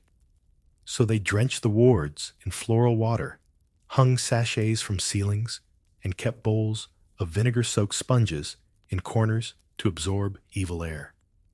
It didn't help, but it smelled like effort. One fringe method involved burning juniper and pine cones in iron pans to purify the atmosphere. The smoke was said to drive away cholera. What it actually did was choke the patients and cover the stench of gangrene. Nurses often dabbed perfume beneath their nostrils before rounds like olfactory armor. Some kept nosegays or tussy-mussies pinned to their bodices. Even undertakers had signature scents bay rum violet or clove. The idea was to out-fragrance the inevitable. Historians still debate whether the obsession with smell was purely misguided science or a psychological survival tactic. After all, when you're surrounded by suffering, a whiff of rose water might be the only mercy left. Back inside the infirmary, a nurse walks past you with a tray of bandages, the scent of eucalyptus oil and boiled meat trailing behind her. You see a row of beds, some occupied, some clearly not. But they haven't been cleared, just doused in lemon spray. You spot a sign tacked to the wall. Patients are encouraged to maintain a cheerful outlook and regular bowels. Both seem unlikely. You turn to leave and nearly knock over a bottle of violet vapor spray perched on a stool near the door. You pick it up. It's labeled Kills Odors, promotes healing, for use near deathbeds. You replace it gently. Outside, the fog curls thick as soup. Even the air seems perfumed tonight. You breathe deeply and nearly gag. The city, in its own weird way, is trying to soothe you. But beneath the lilac and lavender, you smell the truth. No scent can cover what Victorian medicine refuses to clean. You've made it. Barely. It's been weeks or months since your first encounter with Victorian healthcare, and you're still here. Bandaged. Bruised. Maybe a little wiser. Definitely a little more fragrant. You've dodged drills, dodged diagnosis, dodged a few wildly unlicensed physicians. And now, sitting by the fireplace, with your blanket tucked around your shoulders, you find yourself asking the most delicate question of all. How on earth did anyone survive this era? Well, some people did. And they weren't necessarily the wealthiest or the healthiest or even the luckiest. They were the ones who learned to avoid the worst of the system, or who had no choice but to figure it out themselves. Maybe they lived in remote areas far from the hospitals and their scented deathbeds. Maybe they relied on midwives and herbalists, whose remedies, while not perfect, were at least less fatal than chloroform-flavored gas masks and beeswax craniotomies. Maybe they knew how to stay warm, how to avoid damp cellars, how to boil water, and how to say no, politely but firmly, to any man in a blood-stained apron, offering to fix their lungs with a tablespoon of mercury and a brisk jog. A fringe figure worth mentioning. James Barry, a brilliant British Army surgeon, possibly the first to perform a successful C-section where both mother and child survived. Barry was assigned female at birth, lived as a man his entire professional life, and kept that secret until death. A surgeon ahead of his time in more ways than one. Historians still debate the survival rates across Victorian classes. The poor were often left to their own instincts and folk wisdom, while the rich had greater access to, well, more dangerous doctors. Ironically, this sometimes meant the lower classes fared better during outbreaks simply by avoiding formal medical care altogether. And let's not forget the quiet resilience of the body. Humans heal sometimes in spite of intervention.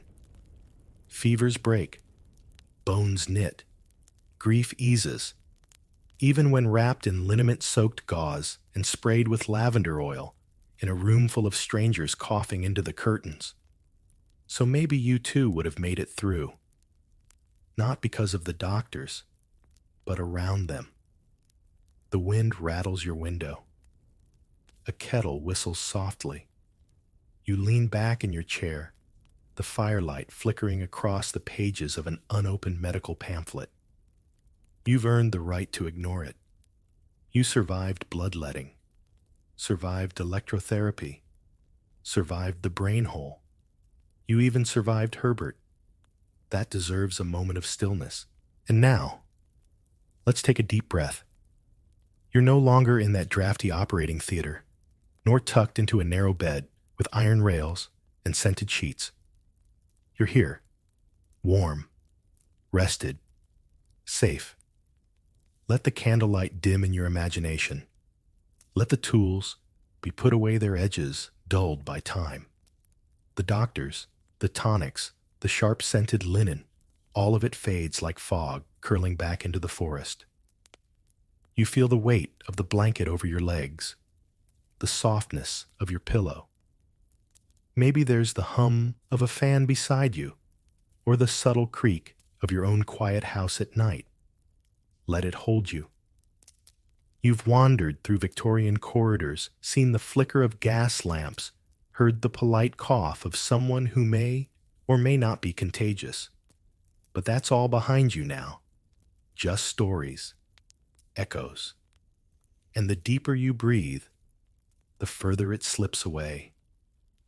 There's something peaceful in knowing how strange history was, how tenderly bizarre people were in their search for healing, how even the worst methods were born from the same fragile hope to ease pain, to fix what ailed them, to make life just a little more livable. You made it through. You always do. So let your mind soften. Let the last few images dissolve like mist at dawn. You're safe now. You're home. And it's finally blessedly time to sleep. The dark side of Victorian etiquette rules. We're stepping into a world where elegance is everything, but mercy is nowhere to be found. Where the soft click of a teacup can carry the weight of a threat, and where smiling at the wrong time can rewrite your entire future. This is the darker side of Victorian etiquette, a society so obsessed with manners that it forgot about humanity. You might think it's all lace gloves and polite bows, but the truth, you probably won't survive this. Because here, you're not just expected to behave, you're expected to perform. Constantly, perfectly. And if you slip even once, well, they'll find a way to erase you with a smile. Your journey into this rule-bound nightmare begins not with a scandal or a corset, but with a birth certificate. Because the second you enter this world, the rules start applying to you before you can even crawl. Your name, your cradle, the softness of your linens, all tell the world whether you'll grow up with the right habits or be whispered about forever. You're born into a performance, not a family. If you're born upper class, there's no warm welcome into the world, just a nursemaid whose main job is to ensure you don't cry too much, don't soil too often, and most importantly, don't disturb the parlor. Because your presence is tolerated, not celebrated. And the pressure? It starts young. Your first lesson in etiquette isn't please or thank you. It's posture. Infants were often positioned with tiny backboards, rigid swaddling, or even strapped gently but firmly into straight-backed cribs to avoid slouching habits. By the time you can toddle, your walk is being corrected by governesses with eagle eyes and rolled handkerchiefs to tuck beneath your chin to train your jaw into serenity. If you're born working class, you're still judged, but for other reasons. Your parents might not enforce the same high society etiquette, but they still fear it. Because they know that even glancing the wrong way at a well-dressed lady could mean arrest, ridicule, or punishment, far worse, being noticed. You're taught to be invisible, to look down, speak only when spoken to, avoid eye contact with anyone who might have cleaner boots than yours. Politeness is not about kindness, it's about submission. And it's a lesson you learn before you can count to 10.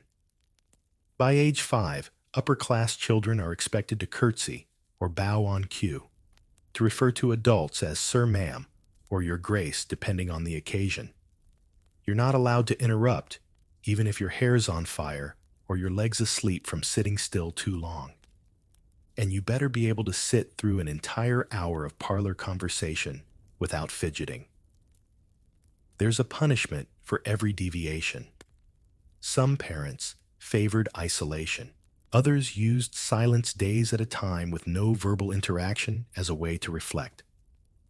And some, more creatively cruel, made their children write apology letters to furniture. Yes, you're 6, and now you're apologizing to a piano for speaking too loudly near it during tea. Historians still argue whether these early training methods created discipline or deep psychological cracks.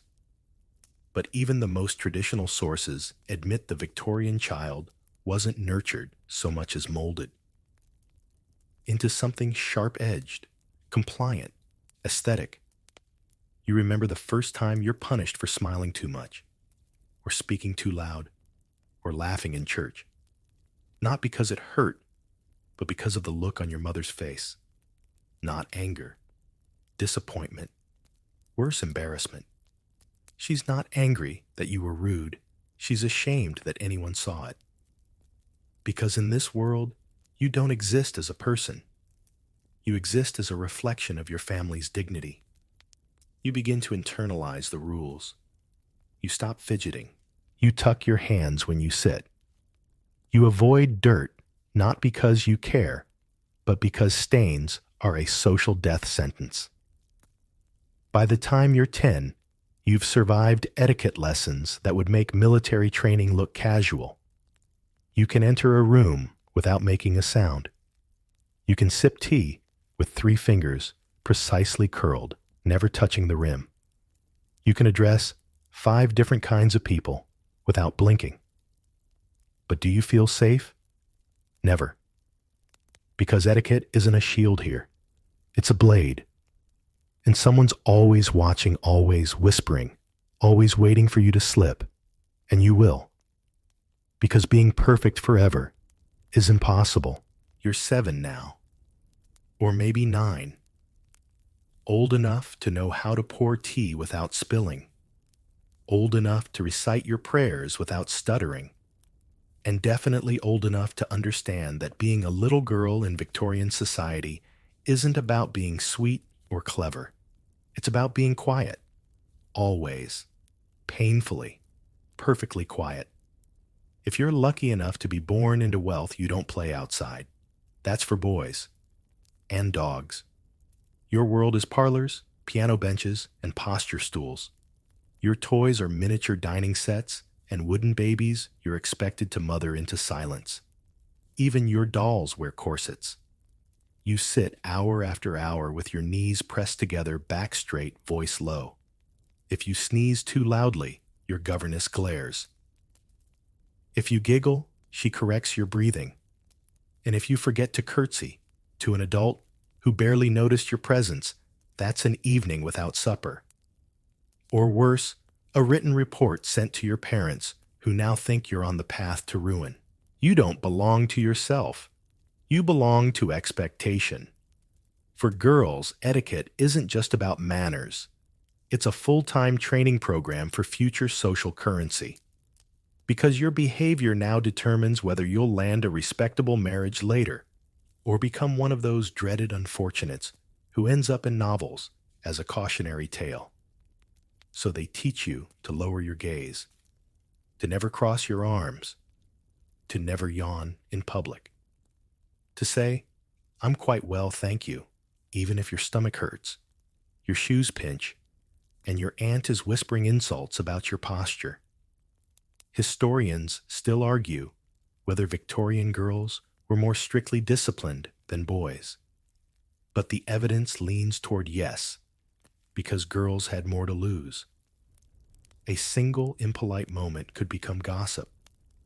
Gossip could become scandal. And scandal could end you. Literally. Because some girls deemed too forward were sent away. To finishing schools, or worse, to relatives in the country where they'd be retrained. You never saw them again, but you definitely saw the silence that followed. Punishment wasn't always physical. It was often psychological. Take the silent tea. You sit with your hands folded for an entire meal, no speaking, no questions, just nodding. You'll eat cold scones and sip bitter tea, while adults talk about you like you're already an exhibit in a museum titled "Could Have Been a Proper Lady." And if you're working class, It's not easier, it's just harsher. There's no governess, just your mother's fear and your father's belt. You learn early that speaking out of turn isn't just rude, it can cost your family their livelihood. At school, you're drilled in writing invitations, folding handkerchiefs, and walking in a straight line without looking anyone in the eyes. Too cheerful trouble, too opinionated dangerous. By age 11, you can set a full table for a 6-course meal, know the appropriate morning etiquette for 5 degrees of cousinhood, and can sit through a 2-hour dinner without dropping your fork or blinking too often. You're expected to learn French, but not the kind you'd use for independence, just enough to name pastries. You know what's ladylike and what isn't. Riding a bicycle, unladylike. Singing too loudly, unladylike. Running climbing trees, asking questions about politics, reading novels about women who make choices deeply unladylike. You visit your aunt one afternoon, and she looks at you and says, "You're developing a laugh. Best to outgrow it." And so you do. You learn to replace it with a polite smile, a nod, a faint cough into your gloves. Because if a boy laughs too loudly, he's spirited. If you laugh too loudly, you're a problem. And what's worse than being rude, being labeled.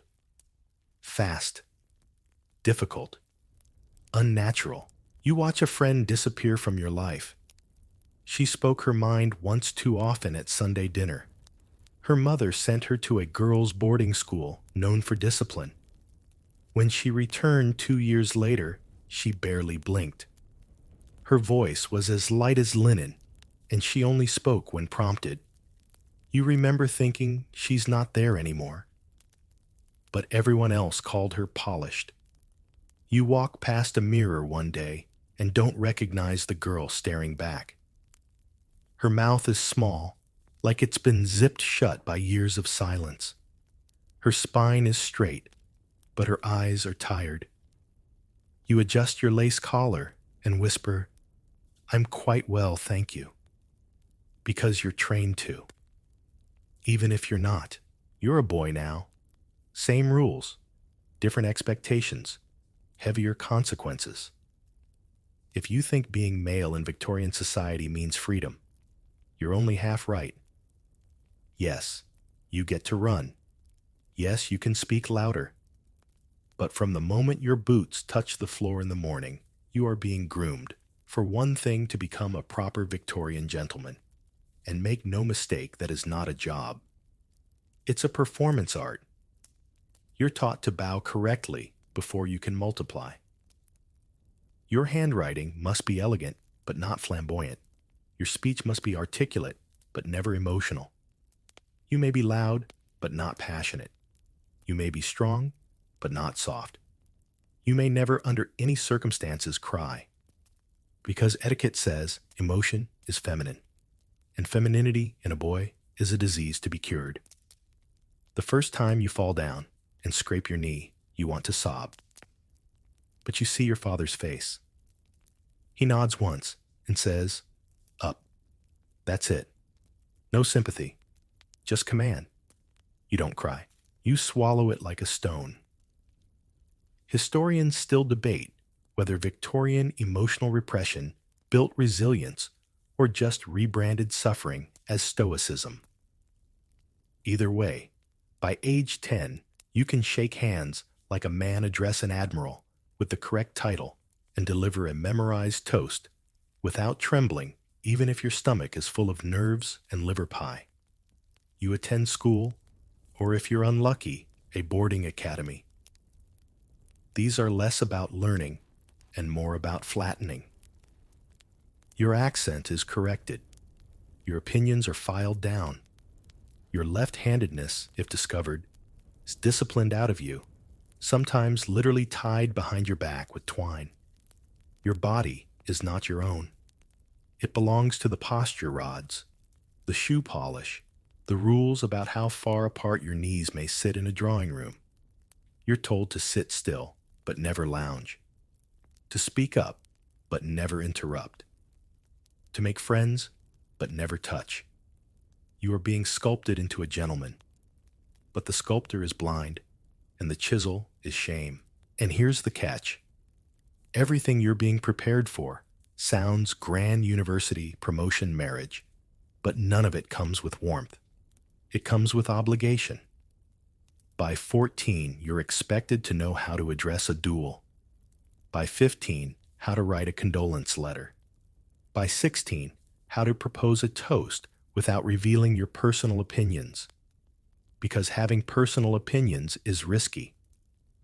And sharing them, social suicide.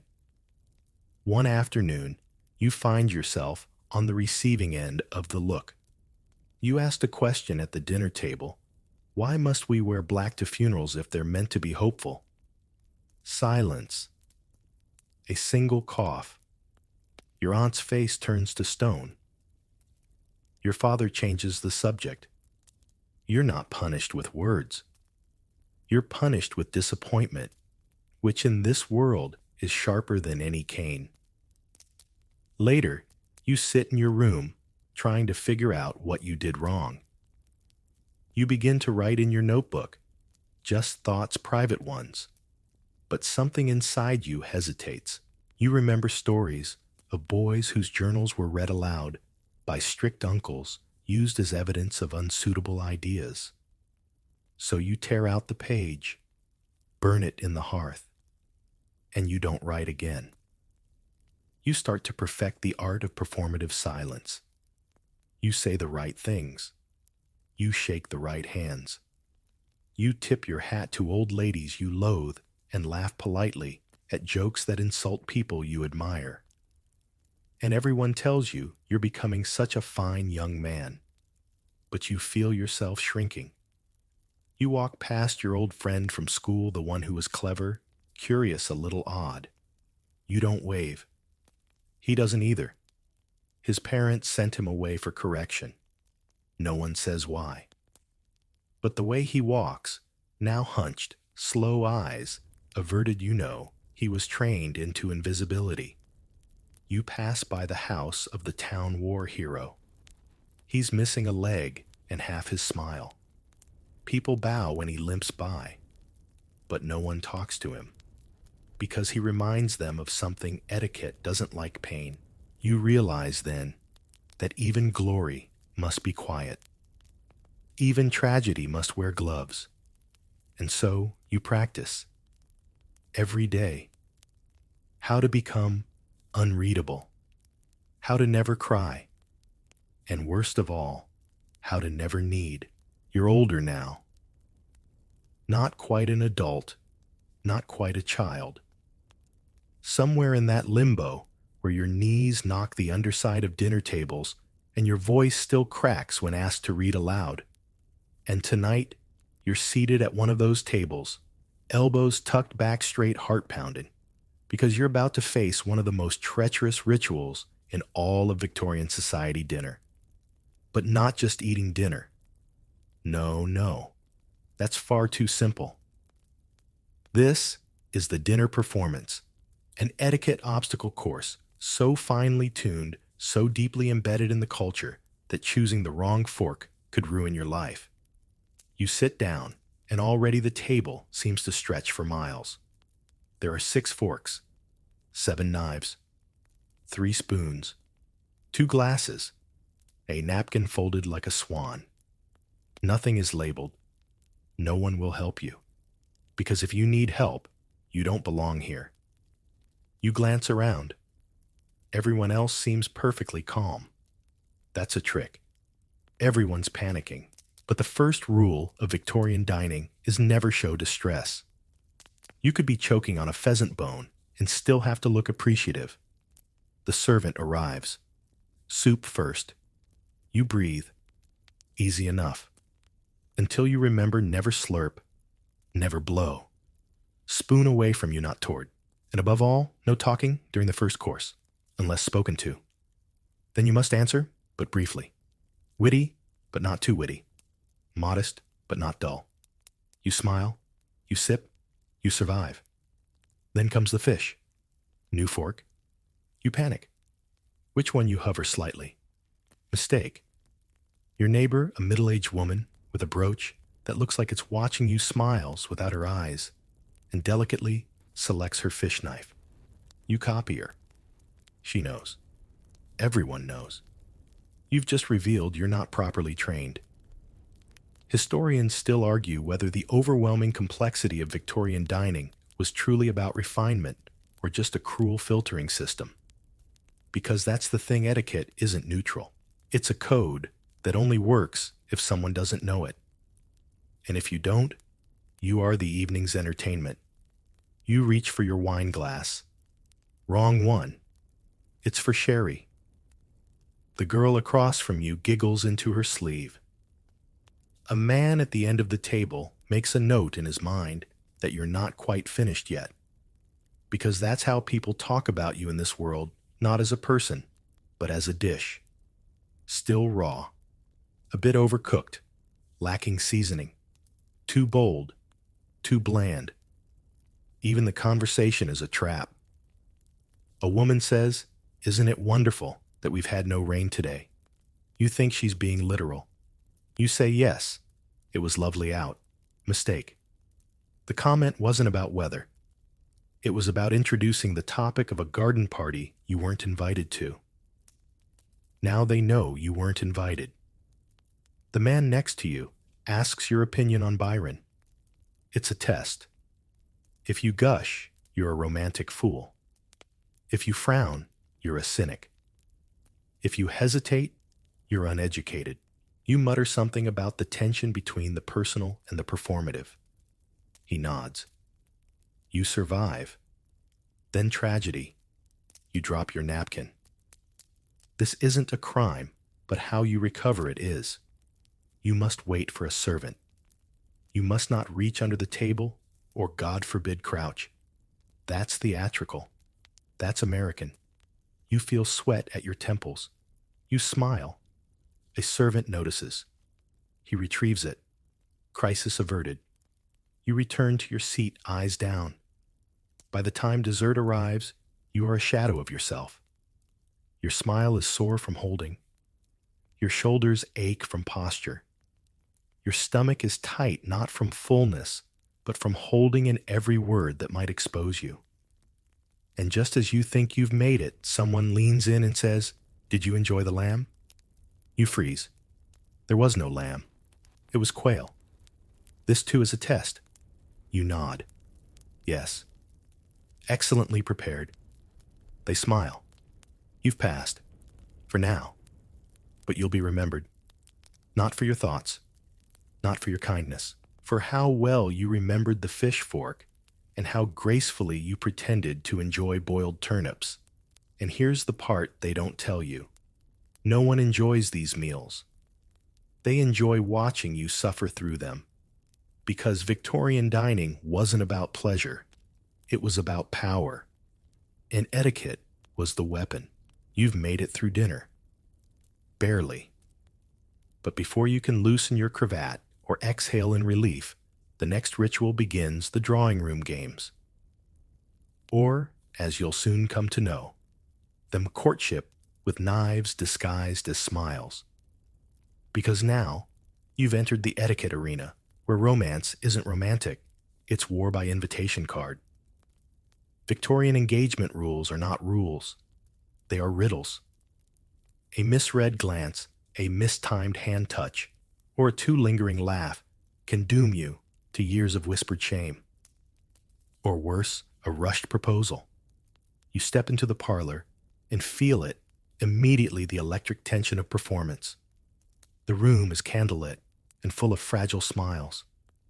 Everyone is watching everyone else, especially you. If you're male, you're expected to lead, but not chase. Charm, but not flatter. Flirt, but only by accident. If you're female, oh, you're in for it. Your fan, your gloves, your handkerchief, your gaze, they're all a language. One wrong flick of the wrist, and you've essentially proposed marriage to the wrong cousin. A woman across the room drops her lace glove. A man retrieves it. People stop breathing. Because this in Victorian language is intimate. That glove has touched her wrist. Her wrist, mind you. Might as well be scandalous literature. Historians still debate how much of Victorian courtship was genuinely believed versus performed under duress. But one thing is certain, it was exhausting. You don't just speak, you imply. You don't smile, you allow someone else to feel smiled at. You don't love, you negotiate reputation. A girl you've admired for months finally speaks to you at a garden party. She says, "The marigolds are late this year." You freeze. Is that code for something? Is she referencing your last letter? Or actual marigolds? You respond cautiously. Perhaps they know better than to arrive too soon. She blinks. The moment passes. You'll analyze it for weeks. Then there are the calling cards. You visit a home, and instead of conversation, you leave a small rectangle of engraved pressure. If they like you, they keep it. If they don't, they rip it in half, and everyone knows. And heaven help you if someone returns a card folded at the corner. That's not a mistake. That's a message. Maybe mourning. Maybe disinterest. Maybe your waistcoat was too loud last Thursday. You once kissed a girl's hand at a ball. Just a brush. She never spoke to you again? Apparently, she was in half mourning, and your gesture was considered inappropriate joy. You sent an apology letter. She never replied. Later, you heard she married a man who said nothing at all for 3 years, but always opened doors on cue. Love here isn't about affection. It's about discipline. You can't fall in love. You ascend into it through steps, timelines, approval letters, and glove sizes. You must be introduced. You must never speak alone. You must never touch unless dancing.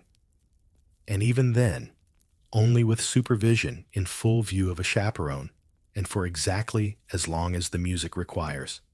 Not a beat more. You attend a ball. You're told she will be there, the girl whose eyes you swear say more than her words ever could. You practice your lines. You press your coat. You even remember which floral arrangement she complimented last season. But when you arrive, she doesn't dance. She's not feeling well. The implication, you waited too long. Someone else is at her side now. He doesn't smile, but he stands correctly. His boots are the right polish. His family owns land. He speaks to her father. That's the conversation that matters. You turn. You leave. Outside, the night is colder than it should be. A friend catches up to you. You all right? You nod. He lights a cigarette. You both stare at the fog. I loved her, you say. He laughs. We don't do that here. And he's right, because in this world, you don't marry for love. You marry for alignment, of wealth, of class, of silence. Marriage isn't the start of something. It's the final act of the etiquette play. The curtain falls. The performance is over. And if you got the lines wrong, you don't get a rewrite. Just a reputation. You blink and the wedding is over. Not yours. Someone else's. Someone who followed every rule, bent every glance just right, folded every napkin with precision, and spoke exactly 3.7 inches from scandal at all times. She wore black silk because it was tasteful. He recited his vows like a courtroom deposition. They didn't kiss in public. They barely looked at each other. But everyone clapped, and the flowers were fragrant, and a woman whispered how fortunate she is. And maybe she is. But not because of love, because she followed the script. But let's say, just for a moment, you didn't. Let's say someone you loved died, or left, or was taken by consumption or scandal, or the sheer boredom of knowing they would never truly be seen in their own lifetime. What then? Then you enter the next phase of etiquette mourning. Because grief, like everything else here, has its own instruction manual. Step 1. The wardrobe. If your husband dies, you wear black. Not a black dress, all black. For a year and a day. No jewelry, no color, no perfume, no parties. Not even a smile if someone says something slightly amusing. You're meant to become a silhouette of sorrow. Your veil is long. Your gloves are matte. Your posture is the only thing that remains rigid. Your soul is expected to disintegrate quietly. And once the year is over, you may graduate to half mourning. That's right. There's a mid-tier grief costume. Now you may wear gray, maybe lilac, but not if your cousin just died, or if it's still Lent, or if someone from the family of your late spouse is in attendance. Then it's back to black. Historians still argue whether Victorian mourning rituals helped people process trauma or just institutionalized emotional paralysis. Because when you perform grief for too long, you forget what real grief feels like. You once saw a woman faint at her husband's funeral. They revived her with smelling salts, fixed her veil, and told her not to distress the guests. She didn't speak again for 3 years. People praised her elegance. Men had their rituals too. Black armbands. Silence. No socializing unless specifically invited. But a widower who remarries too soon? A scandal. One who waits too long? A rumor. So what's the right amount of sadness? The answer: whatever the neighbors think. You're expected to send out mourning cards, not invitations. Just notices of your grief. Black-bordered, scripted, sometimes even edged with lace. You're expected to stay home, and you're expected to be seen, not being seen. If you break the rules, if you show up in lavender 6 weeks too early, they'll talk. She mustn't have loved him. She's moved on awfully quick. She always was too cheerful. You might say, but surely death deserves something more personal. That's adorable. In this world, grief is a dress code, and if you're not careful, it becomes a cage. There are mourning jewelry shops. Yes, shops. You can wear your dead lover's hair in a locket, or a brooch, or even woven into your corset lining. Because nothing says devotion like wearing a part of someone on your chest while discussing embroidery with strangers. You once saw a woman smile just slightly in church 3 months after her father died. The row behind her whispered, "Shameful." You asked her later how she was. She said, "I'm managing." Then she added, "I laughed once last week. I was alone. I startled myself." You wanted to say something comforting. But what could you say? Because in this world, you can cry at a funeral, but you cannot weep 2 weeks later without someone suggesting you compose yourself. Because after a while, it's not about feeling anymore. It's about timing. Grief too early is drama. Grief too late is weakness. Grief too loudly is indecent. And grief not performed at all unforgivable. So you sit in your black clothes. You fold your hands, and you wait for your sadness to expire according to schedule.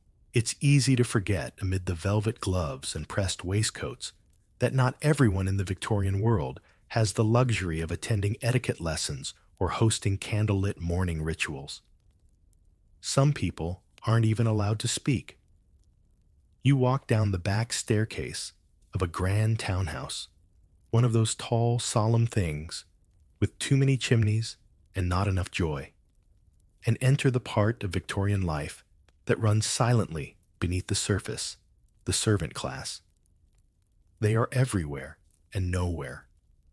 You've probably seen them before the maid who appeared out of thin air with tea just when your hands were cold. The footman who opened the door before you even knocked. The butler whose posture was straighter than yours and whose voice you've never heard. And that's by design, because servants were expected to master etiquette too, but theirs was a crueler version.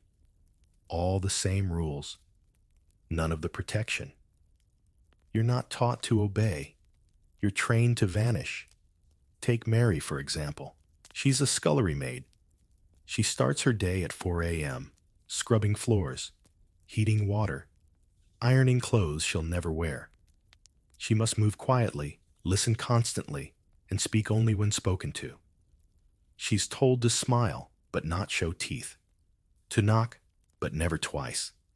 To be invisible, but indispensable. She once dropped a fork during dinner prep. Just one. Her wages were docked for the week. Her reputation never recovered. Clumsy, they called her. And in this world, a clumsy servant is 2 steps from the workhouse. Then there's James, the second footman. He's memorized 12 different ways to address a guest, depending on their title, their age, their relationship to the host, and even the angle of their arrival. And if he gets it wrong, he's not scolded. He's replaced. Historians still argue whether domestic service provided a form of social mobility or just codified servitude. But in either case, it was built on a structure of silence. There are rules you don't even notice until you break them. Like never walking in the front hall during guest hours, never touching a master's belongings unless told, never entering a room uninvited, never being seen eating. Meals for servants are not scheduled, they're stolen. They eat in attics, in cellars, in hallways if they must. Not because they're animals, but because etiquette says so. Because upstairs, manners are theatrical. Downstairs, they're disciplinary. And yes, they have their own hierarchy.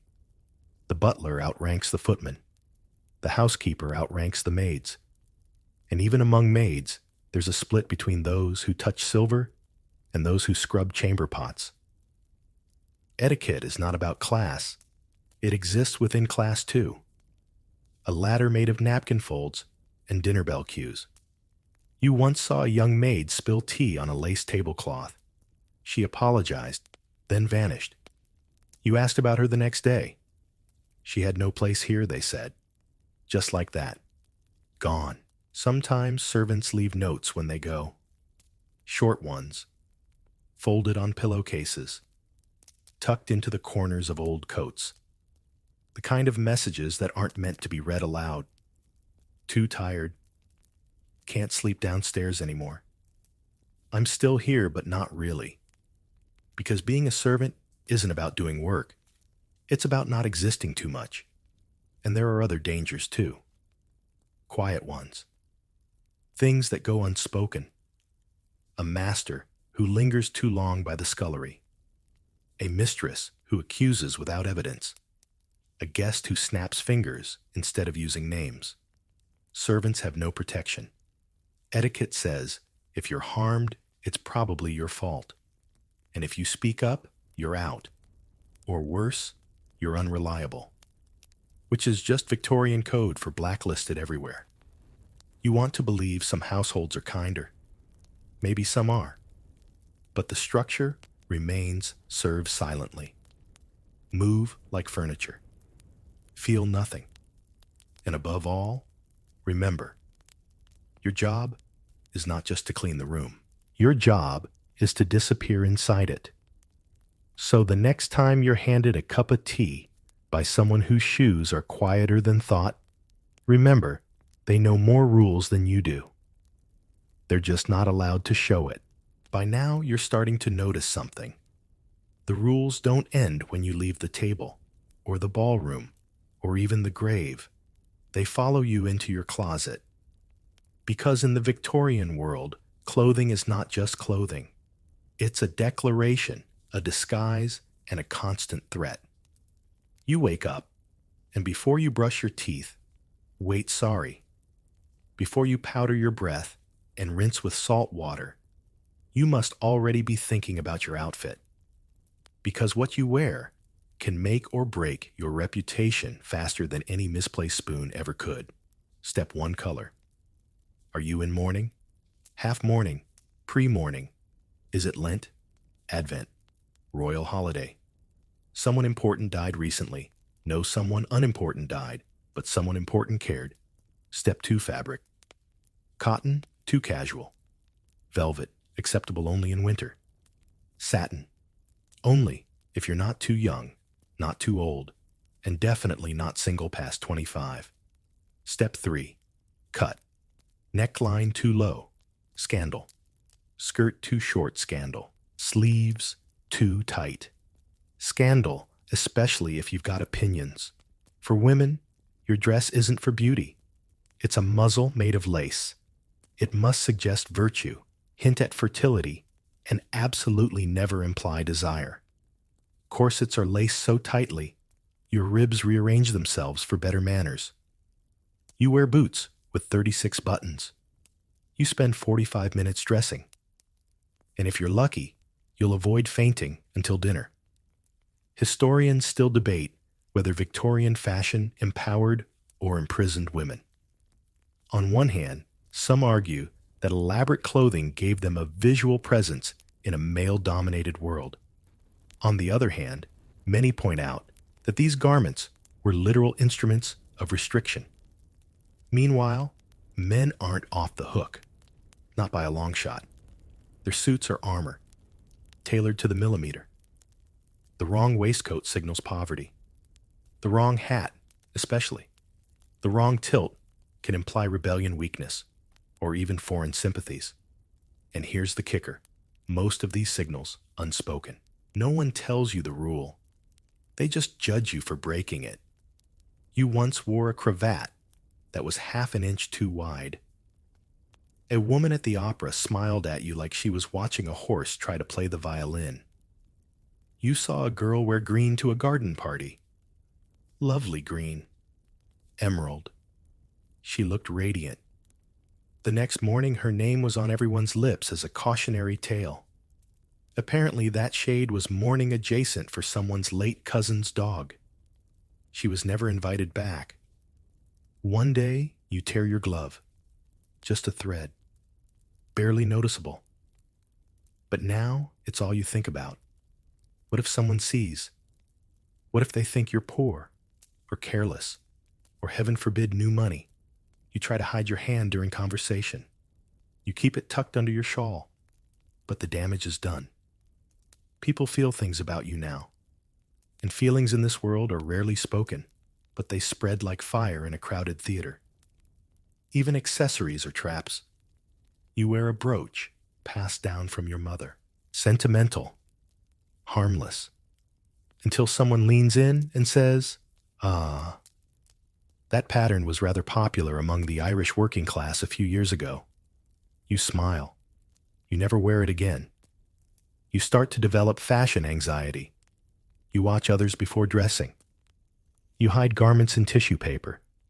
You apologize in your own head before anyone even criticizes you. It gets to the point where you don't know what you like anymore. You just know what's allowed. And even that keeps changing. You visit a friend's house. You remove your hat at the threshold. She doesn't. You panic. Was this an informal call? A formal visit, disguised as casual? Are you too formal? Is she being rude? You don't ask. You just stew in the silence. Because in this world, the price of getting it wrong isn't just embarrassment. It's social execution. And no one tells you you're dead. They just stop sending invitations. Stop replying to letters. Stop saying your name. Until one day, you're standing alone at a party in the perfect outfit, with the perfect posture, holding a cup of the perfect tea. And no one speaks to you, because 3 weeks ago, you wore lilac. In May, you've survived meals. You've survived mourning. You've survived the daily costume changes that felt more like survival drills than style choices. But the hardest part of Victorian etiquette isn't in the dressing rooms or the dining halls. It's in the eye contact, because now you've entered the most invisible, most treacherous, and most psychologically ruinous layer of the Victorian world's social shame. And no, it's not like modern embarrassment, where someone laughs at your joke too loudly, or you trip over a doorstep and move on. No, this is engineered weaponized humiliation. A cough at the wrong time can echo in a room like a confession. A laugh too loud marks you as vulgar. A mispronounced name brands you for months. And one forgotten ma'am, or your grace, and you may as well pack your bags and move to Scotland.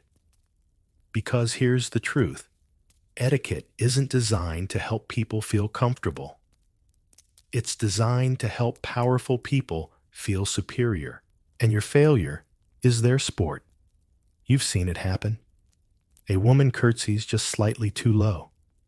A countess raises an eyebrow. That eyebrow, a death sentence. Not in flesh, but in relevance. She won't be invited back. Her name will be misspelled in the newsletter. The gentleman next to her will forget to return her glove. It's a slow disappearance, and it's terrifying, because no one says it out loud. They just let the silence consume you. Historians still argue whether Victorian society was consciously cruel or simply rigid from centuries of unchallenged tradition. Either way, you don't get a trial. You get a look. And that look, if delivered by the right person at the right party, can cost you everything. And it's not just actions. It's facial expressions, timing, breathing patterns. You once frowned at a painting for too long at a museum. Someone behind you whispered, "Bit gloomy, isn't she?" You were never invited to the next gallery dinner. You watch a man laugh during a eulogy. Just a short bark nerves, maybe. He turned red. Everyone else turned cold. He left 5 minutes later, moved to Bath, changed his name. You visit a friend's home. You compliment the soup too emphatically. It's seen as sarcastic. You think you've saved it with a smile, but the hostess shifts slightly in her seat. And just like that, you are socially radioactive, and the rules keep changing. What's considered witty at one dinner is brash at the next. What earns you praise in June gets you blacklisted in July. You live in a constant state of double-checking yourself. You once called a viscount's daughter Miss instead of Lady. She didn't react, but her maid did. Her maid. And within 48 hours, 3 people had asked you if you were feeling quite well lately. They weren't asking about your health. They were asking if you were falling out of grace. And falling from grace doesn't look like a scandal. It looks like being forgotten. Fewer invitations, fewer letters, one fewer place card at the next gathering. You fade, not with drama, but with silence. And you try to fix it, of course. You write thank you notes. You send flowers. You offer apologies that aren't even about anything real. But if you've been marked, nothing works. You walk through the park and nod politely at 5 acquaintances. Only one nods back. You start wondering if that means something. It does. You once stepped into a drawing room and heard a conversation end mid-sentence. Smiles greeted you, but the warmth was gone. Someone offered you tea, but no one offered you sugar. You remember thinking, I'm being punished for something. But what you'll never know. Because shame here doesn't come with explanation. It comes with a pause, a glance, an empty seat at dinner where your name used to be. You start to question everything.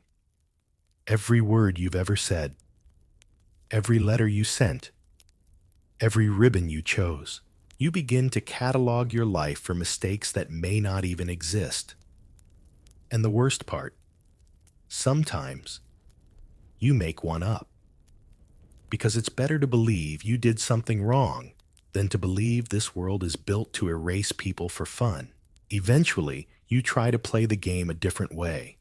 You tell yourself, if I can't survive this world by being perfect, maybe I can survive it by being useful. Because Victorian society has a soft spot for one very specific kind of deviance, the clever manipulator who still follows the rules. Not the rebel, not the romantic, but the one who uses the system to make the system blink. So you start to study people. Not books, not art, not philosophy. People. You watch how the Viscount always shifts his weight to the right before disagreeing. How Lady Ashcroft touches her locket when she's lying. How the Dowager Countess hates the sound of clinking china, but only when it's done by a servant. You begin to turn manners into currency. You learn to delay your response by precisely 1.5 seconds. It makes people believe you're measured. You fake a slight squint at musical performances. It makes them think you're deeply moved. You nod with your mouth closed. It implies discretion.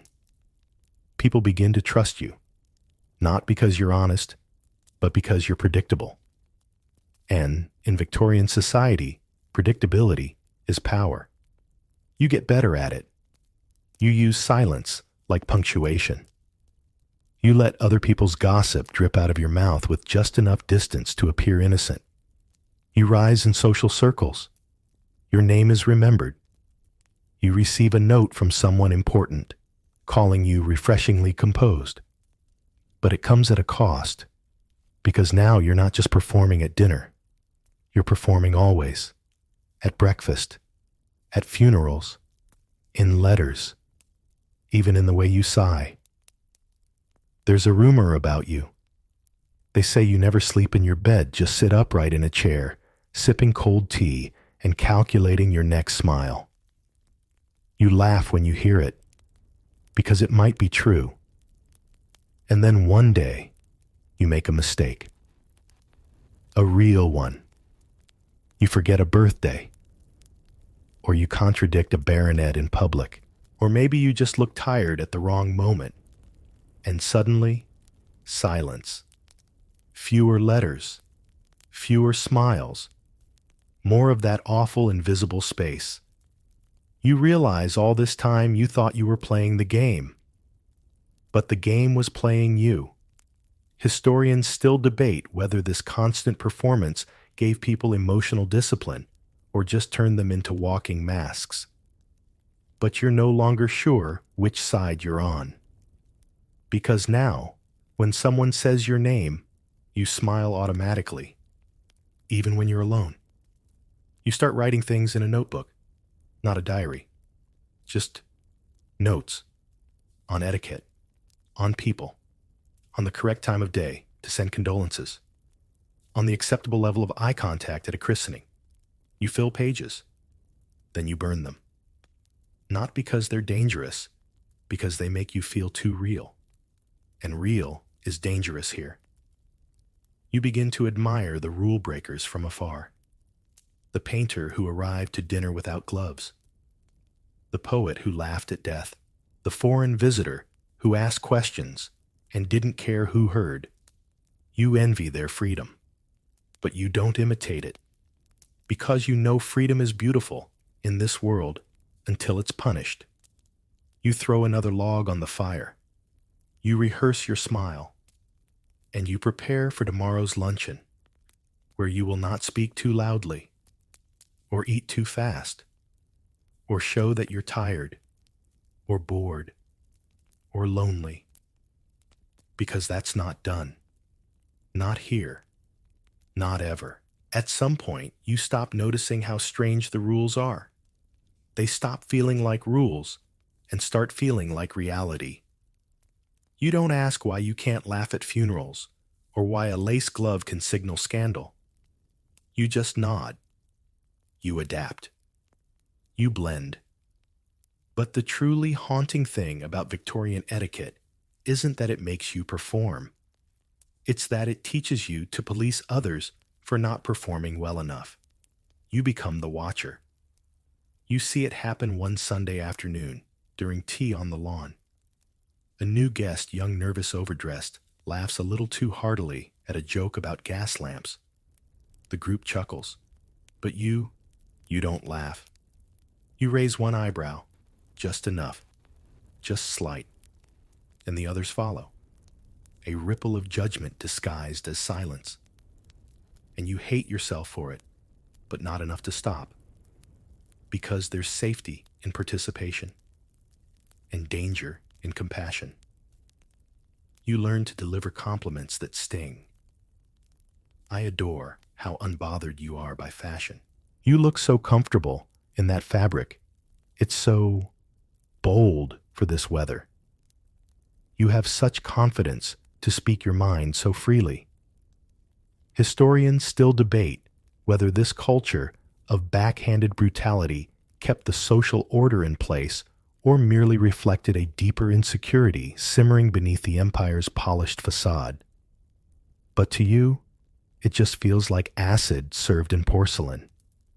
You see a couple enter a room without pausing to nod at the host. You notice. You note it. Later, when someone asks what you thought of them, you smile. They seem very modern. It's the most effective insult you know. You overhear gossip being traded like currency, and you participate, not with malice, but with precision, because to abstain is to become the subject. One night, at a formal dance, you lock eyes with a girl across the room. She's alone, not unloved, just uninvited. You've heard the whispers. She laughed too much. She dances too close. She wore perfume during Lent. You approach her. You could offer kindness. You could risk everything and break the invisible rules. Instead, you bow, briefly, then move on. Why? Because you've learned something far more dangerous than etiquette. You've learned hierarchy. You no longer think in right or wrong. You think in acceptable or ruinous. You think in how long someone will last. And in this world, longevity is survival. You attend another funeral, another set of gloves, another black dress that isn't black enough. A man clears his throat too loudly. A woman carries a handkerchief with embroidered initials, not the deceased's. Whispers begin before the sermon ends. You wonder, does anyone here feel grief anymore?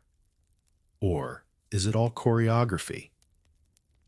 And yet you keep participating. You hold the cup the right way. You sign the guest book with the correct flourish. You offer condolences in 5 words or fewer. Because now you understand, etiquette is not about expressing anything. It's about containing everything. You see a child reprimanded for skipping. You see a servant dismissed for humming. You see a woman escorted out of a gathering for coughing into the wrong sleeve. You shake your head, but not too visibly, because the line between observer and target is a blink. You used to wonder how people survived under so many constraints. Now you understand they didn't. They performed, and some of them got very, very good at it. You write a letter to a friend. You tear it up before sending. Too familiar, too genuine, too real. You practice saying I'm delighted even when you're exhausted. You rehearse quite so until it means nothing. And when someone asks how you're doing, you smile. You say perfectly well, thank you. Even if your heart feels like it's laced tighter than any corset ever made. If you're looking for a safe space in the Victorian world, somewhere to relax, to be yourself, to drop the act, it won't be the drawing room. It certainly won't be the dinner table. And as for the parlor games, well, those are where the knives come out figuratively, of course. Because in the world of Victorian etiquette, leisure isn't leisure. It's performance. And games. They're not just for entertainment. They're social battlegrounds. You sit on a satin-cushioned chair cup, in hand posture, flawless. Around you, men and women smile too brightly. Someone is suggesting charades. Someone else proposes a poetry recital. You feel the tension hiding beneath their collars, in their teacups, behind their fans. Because every game here is actually a test of etiquette, intellect, restraint, and endurance.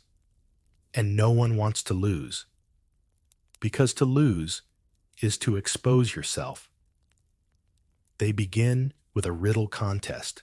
Simple enough, except that every wrong answer comes with a raised eyebrow. Every right one delivered with theatrical modesty. One man guesses quickly and confidently. That was bold, someone murmurs. Strike one. Then the dreaded recitations. You're handed a worn copy of Tennyson. You're expected to read but not perform. Express but not emote. Be audible but not boastful. Heaven forbid you cry, or laugh, or God help you mispronounce a Latin phrase. You choose a safe stanza, one about death. Everyone nods. You survive. Next, conversation cards. A favorite among the gentry. You draw a prompt. What is your opinion on women's education? And you must speak for 30 seconds without offense, ideology, or emotion. Just enough to impress, not enough to alienate. You recite something about appropriate knowledge and domestic refinement. You don't believe a word of it. You get a few approving nods. You hate yourself. Historians still argue whether Victorian parlor games were truly for bonding or just elaborate social filtering systems designed to spotlight those who failed to self-censor. Then there are games of etiquette within etiquette. How long can you hold your teacup without your hand shaking? Can you compliment someone without sounding insincere? Can you pretend to enjoy the same dance song you've heard at 8 other parties this month? A woman nearby tells a joke. It's not very good, but she's titled, "Everyone laughs. You laugh too." 3 seconds late. Too late. You see the glance. You feel the mental note being made. You play a game called The Minister's Cat, a memory circle, each person adding an adjective. The minister's cat is an amiable cat. The next, a bashful cat. You hesitate. A cantankerous cat. Everyone freezes. Someone coughs. Someone writes it down. Because cantankerous is awfully close to unladylike. Strike two. You're invited to sing. You politely decline, which ironically is strike three. Because now you seem standoffish, unwilling to participate, perhaps even arrogant. It's maddening. If you do too much, you're vulgar. If you do too little, you're cold. If you do just enough, you're forgettable. And somewhere in this theater of polite backstabbing, you realize no one is enjoying themselves. They are watching each other, scoring each other, waiting for the next mistake. Someone spills tea on their dress. They smile. It's nothing. You all pretend it didn't happen, but everyone saw, and it will be remembered. You find yourself watching your friends with new eyes. The woman who never loses a game but never gloats. The man who always flatters but never commits. The hostess who praises your diction but forgets your name. They're not people anymore. They're avatars of etiquette. The parlor becomes a masquerade, not in costume, in personality. You say something witty. Someone chuckles. Someone else echoes it louder and takes credit. You smile. You nod. You say quite so, and you feel yourself slipping, not in rank, in self. You once enjoyed music. You once enjoyed conversation.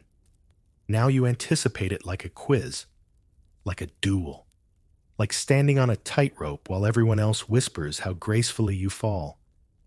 You start to skip gatherings. You say you're unwell. And perhaps, in a way, you are. You wake one morning and realize something's different. It's not the weather, it's still gray. Not the tea, it's still oversteeped and silently judged. It's you. You've stopped pretending the rules are for anyone's good. Because now you know the truth. In Victorian society, etiquette isn't a shield. It's a weapon. And the moment you misuse it, or worse, refuse it, you become its next target. They don't exile you with torches and pitchforks. They exile you with silence. You don't get angry? That's not allowed. You don't cry? That's even worse. You simply vanish. Your friends forget to send invitations. Your name is mentioned less often than not at all. Your anecdotes, once politely applauded, now hang in the air like the wrong scent.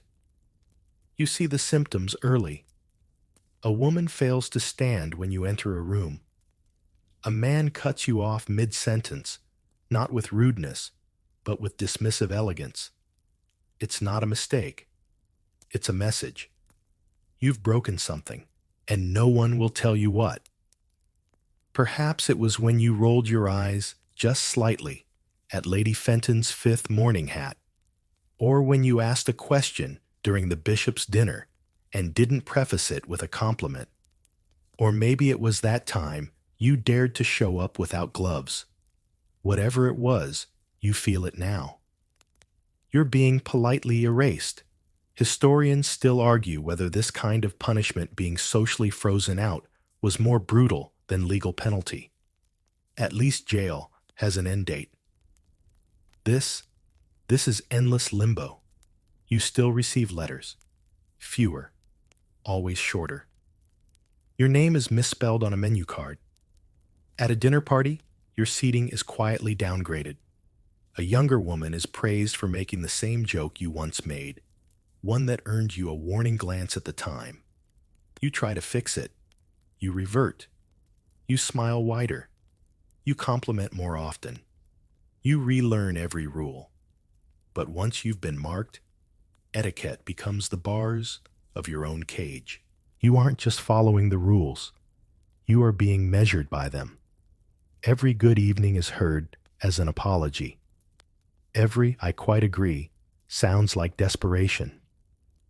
You meet a woman who used to be a duchess's favorite. She now lives alone outside town. They say she became too opinionated. You see her in the park once. Her gloves are the wrong shade of brown. She nods at you. You nod back. And for a flicker of a second, you see freedom. But you don't approach her. Because deep down, you're afraid. Not of her. Not even of shame. You're afraid of what she represents. A version of yourself that simply gave up. You still attend luncheons. Fewer people greet you. You still send notes. They're answered by secretaries. You still wear the right clothes. But no one looks at you long enough to admire them. Because once etiquette decides you are no longer part of the performance, the curtains close on you mid-scene. You are not a villain.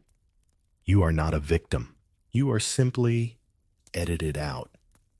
And worst of all, you still follow the rules, just in case. Because part of you still believes that maybe if you get it perfect this time, they'll let you back in. So you vanish gracefully. Because in Victorian society, even your disappearance has to be dignified. You withdraw from certain dinners, decline invitations with vague apologies under the weather, family obligations, taking rest in the country. Everyone nods. No one believes you, but they don't need to. They just need you to fade politely.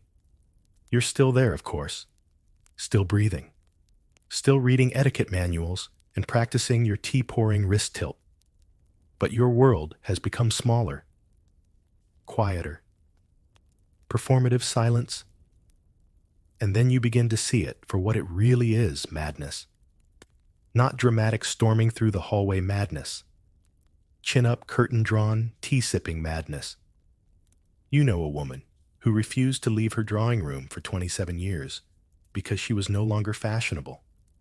You know a man who wrote imaginary party invitations to himself so the butler wouldn't realize he hadn't been asked anywhere in months. They're not anomalies. They're just honest. Because etiquette doesn't prevent insanity, it conceals it. It perfumes it, wraps it in lace and politeness and a relentless expectation to smile while you rot inside. Historians still debate whether Victorian social rituals suppressed personal expression or whether they simply redefined it until no one remembered how to be human without apology. You look back at your old self, the one who memorized dance steps and recited Shakespeare with perfectly measured pauses and wonder. Was I ever real?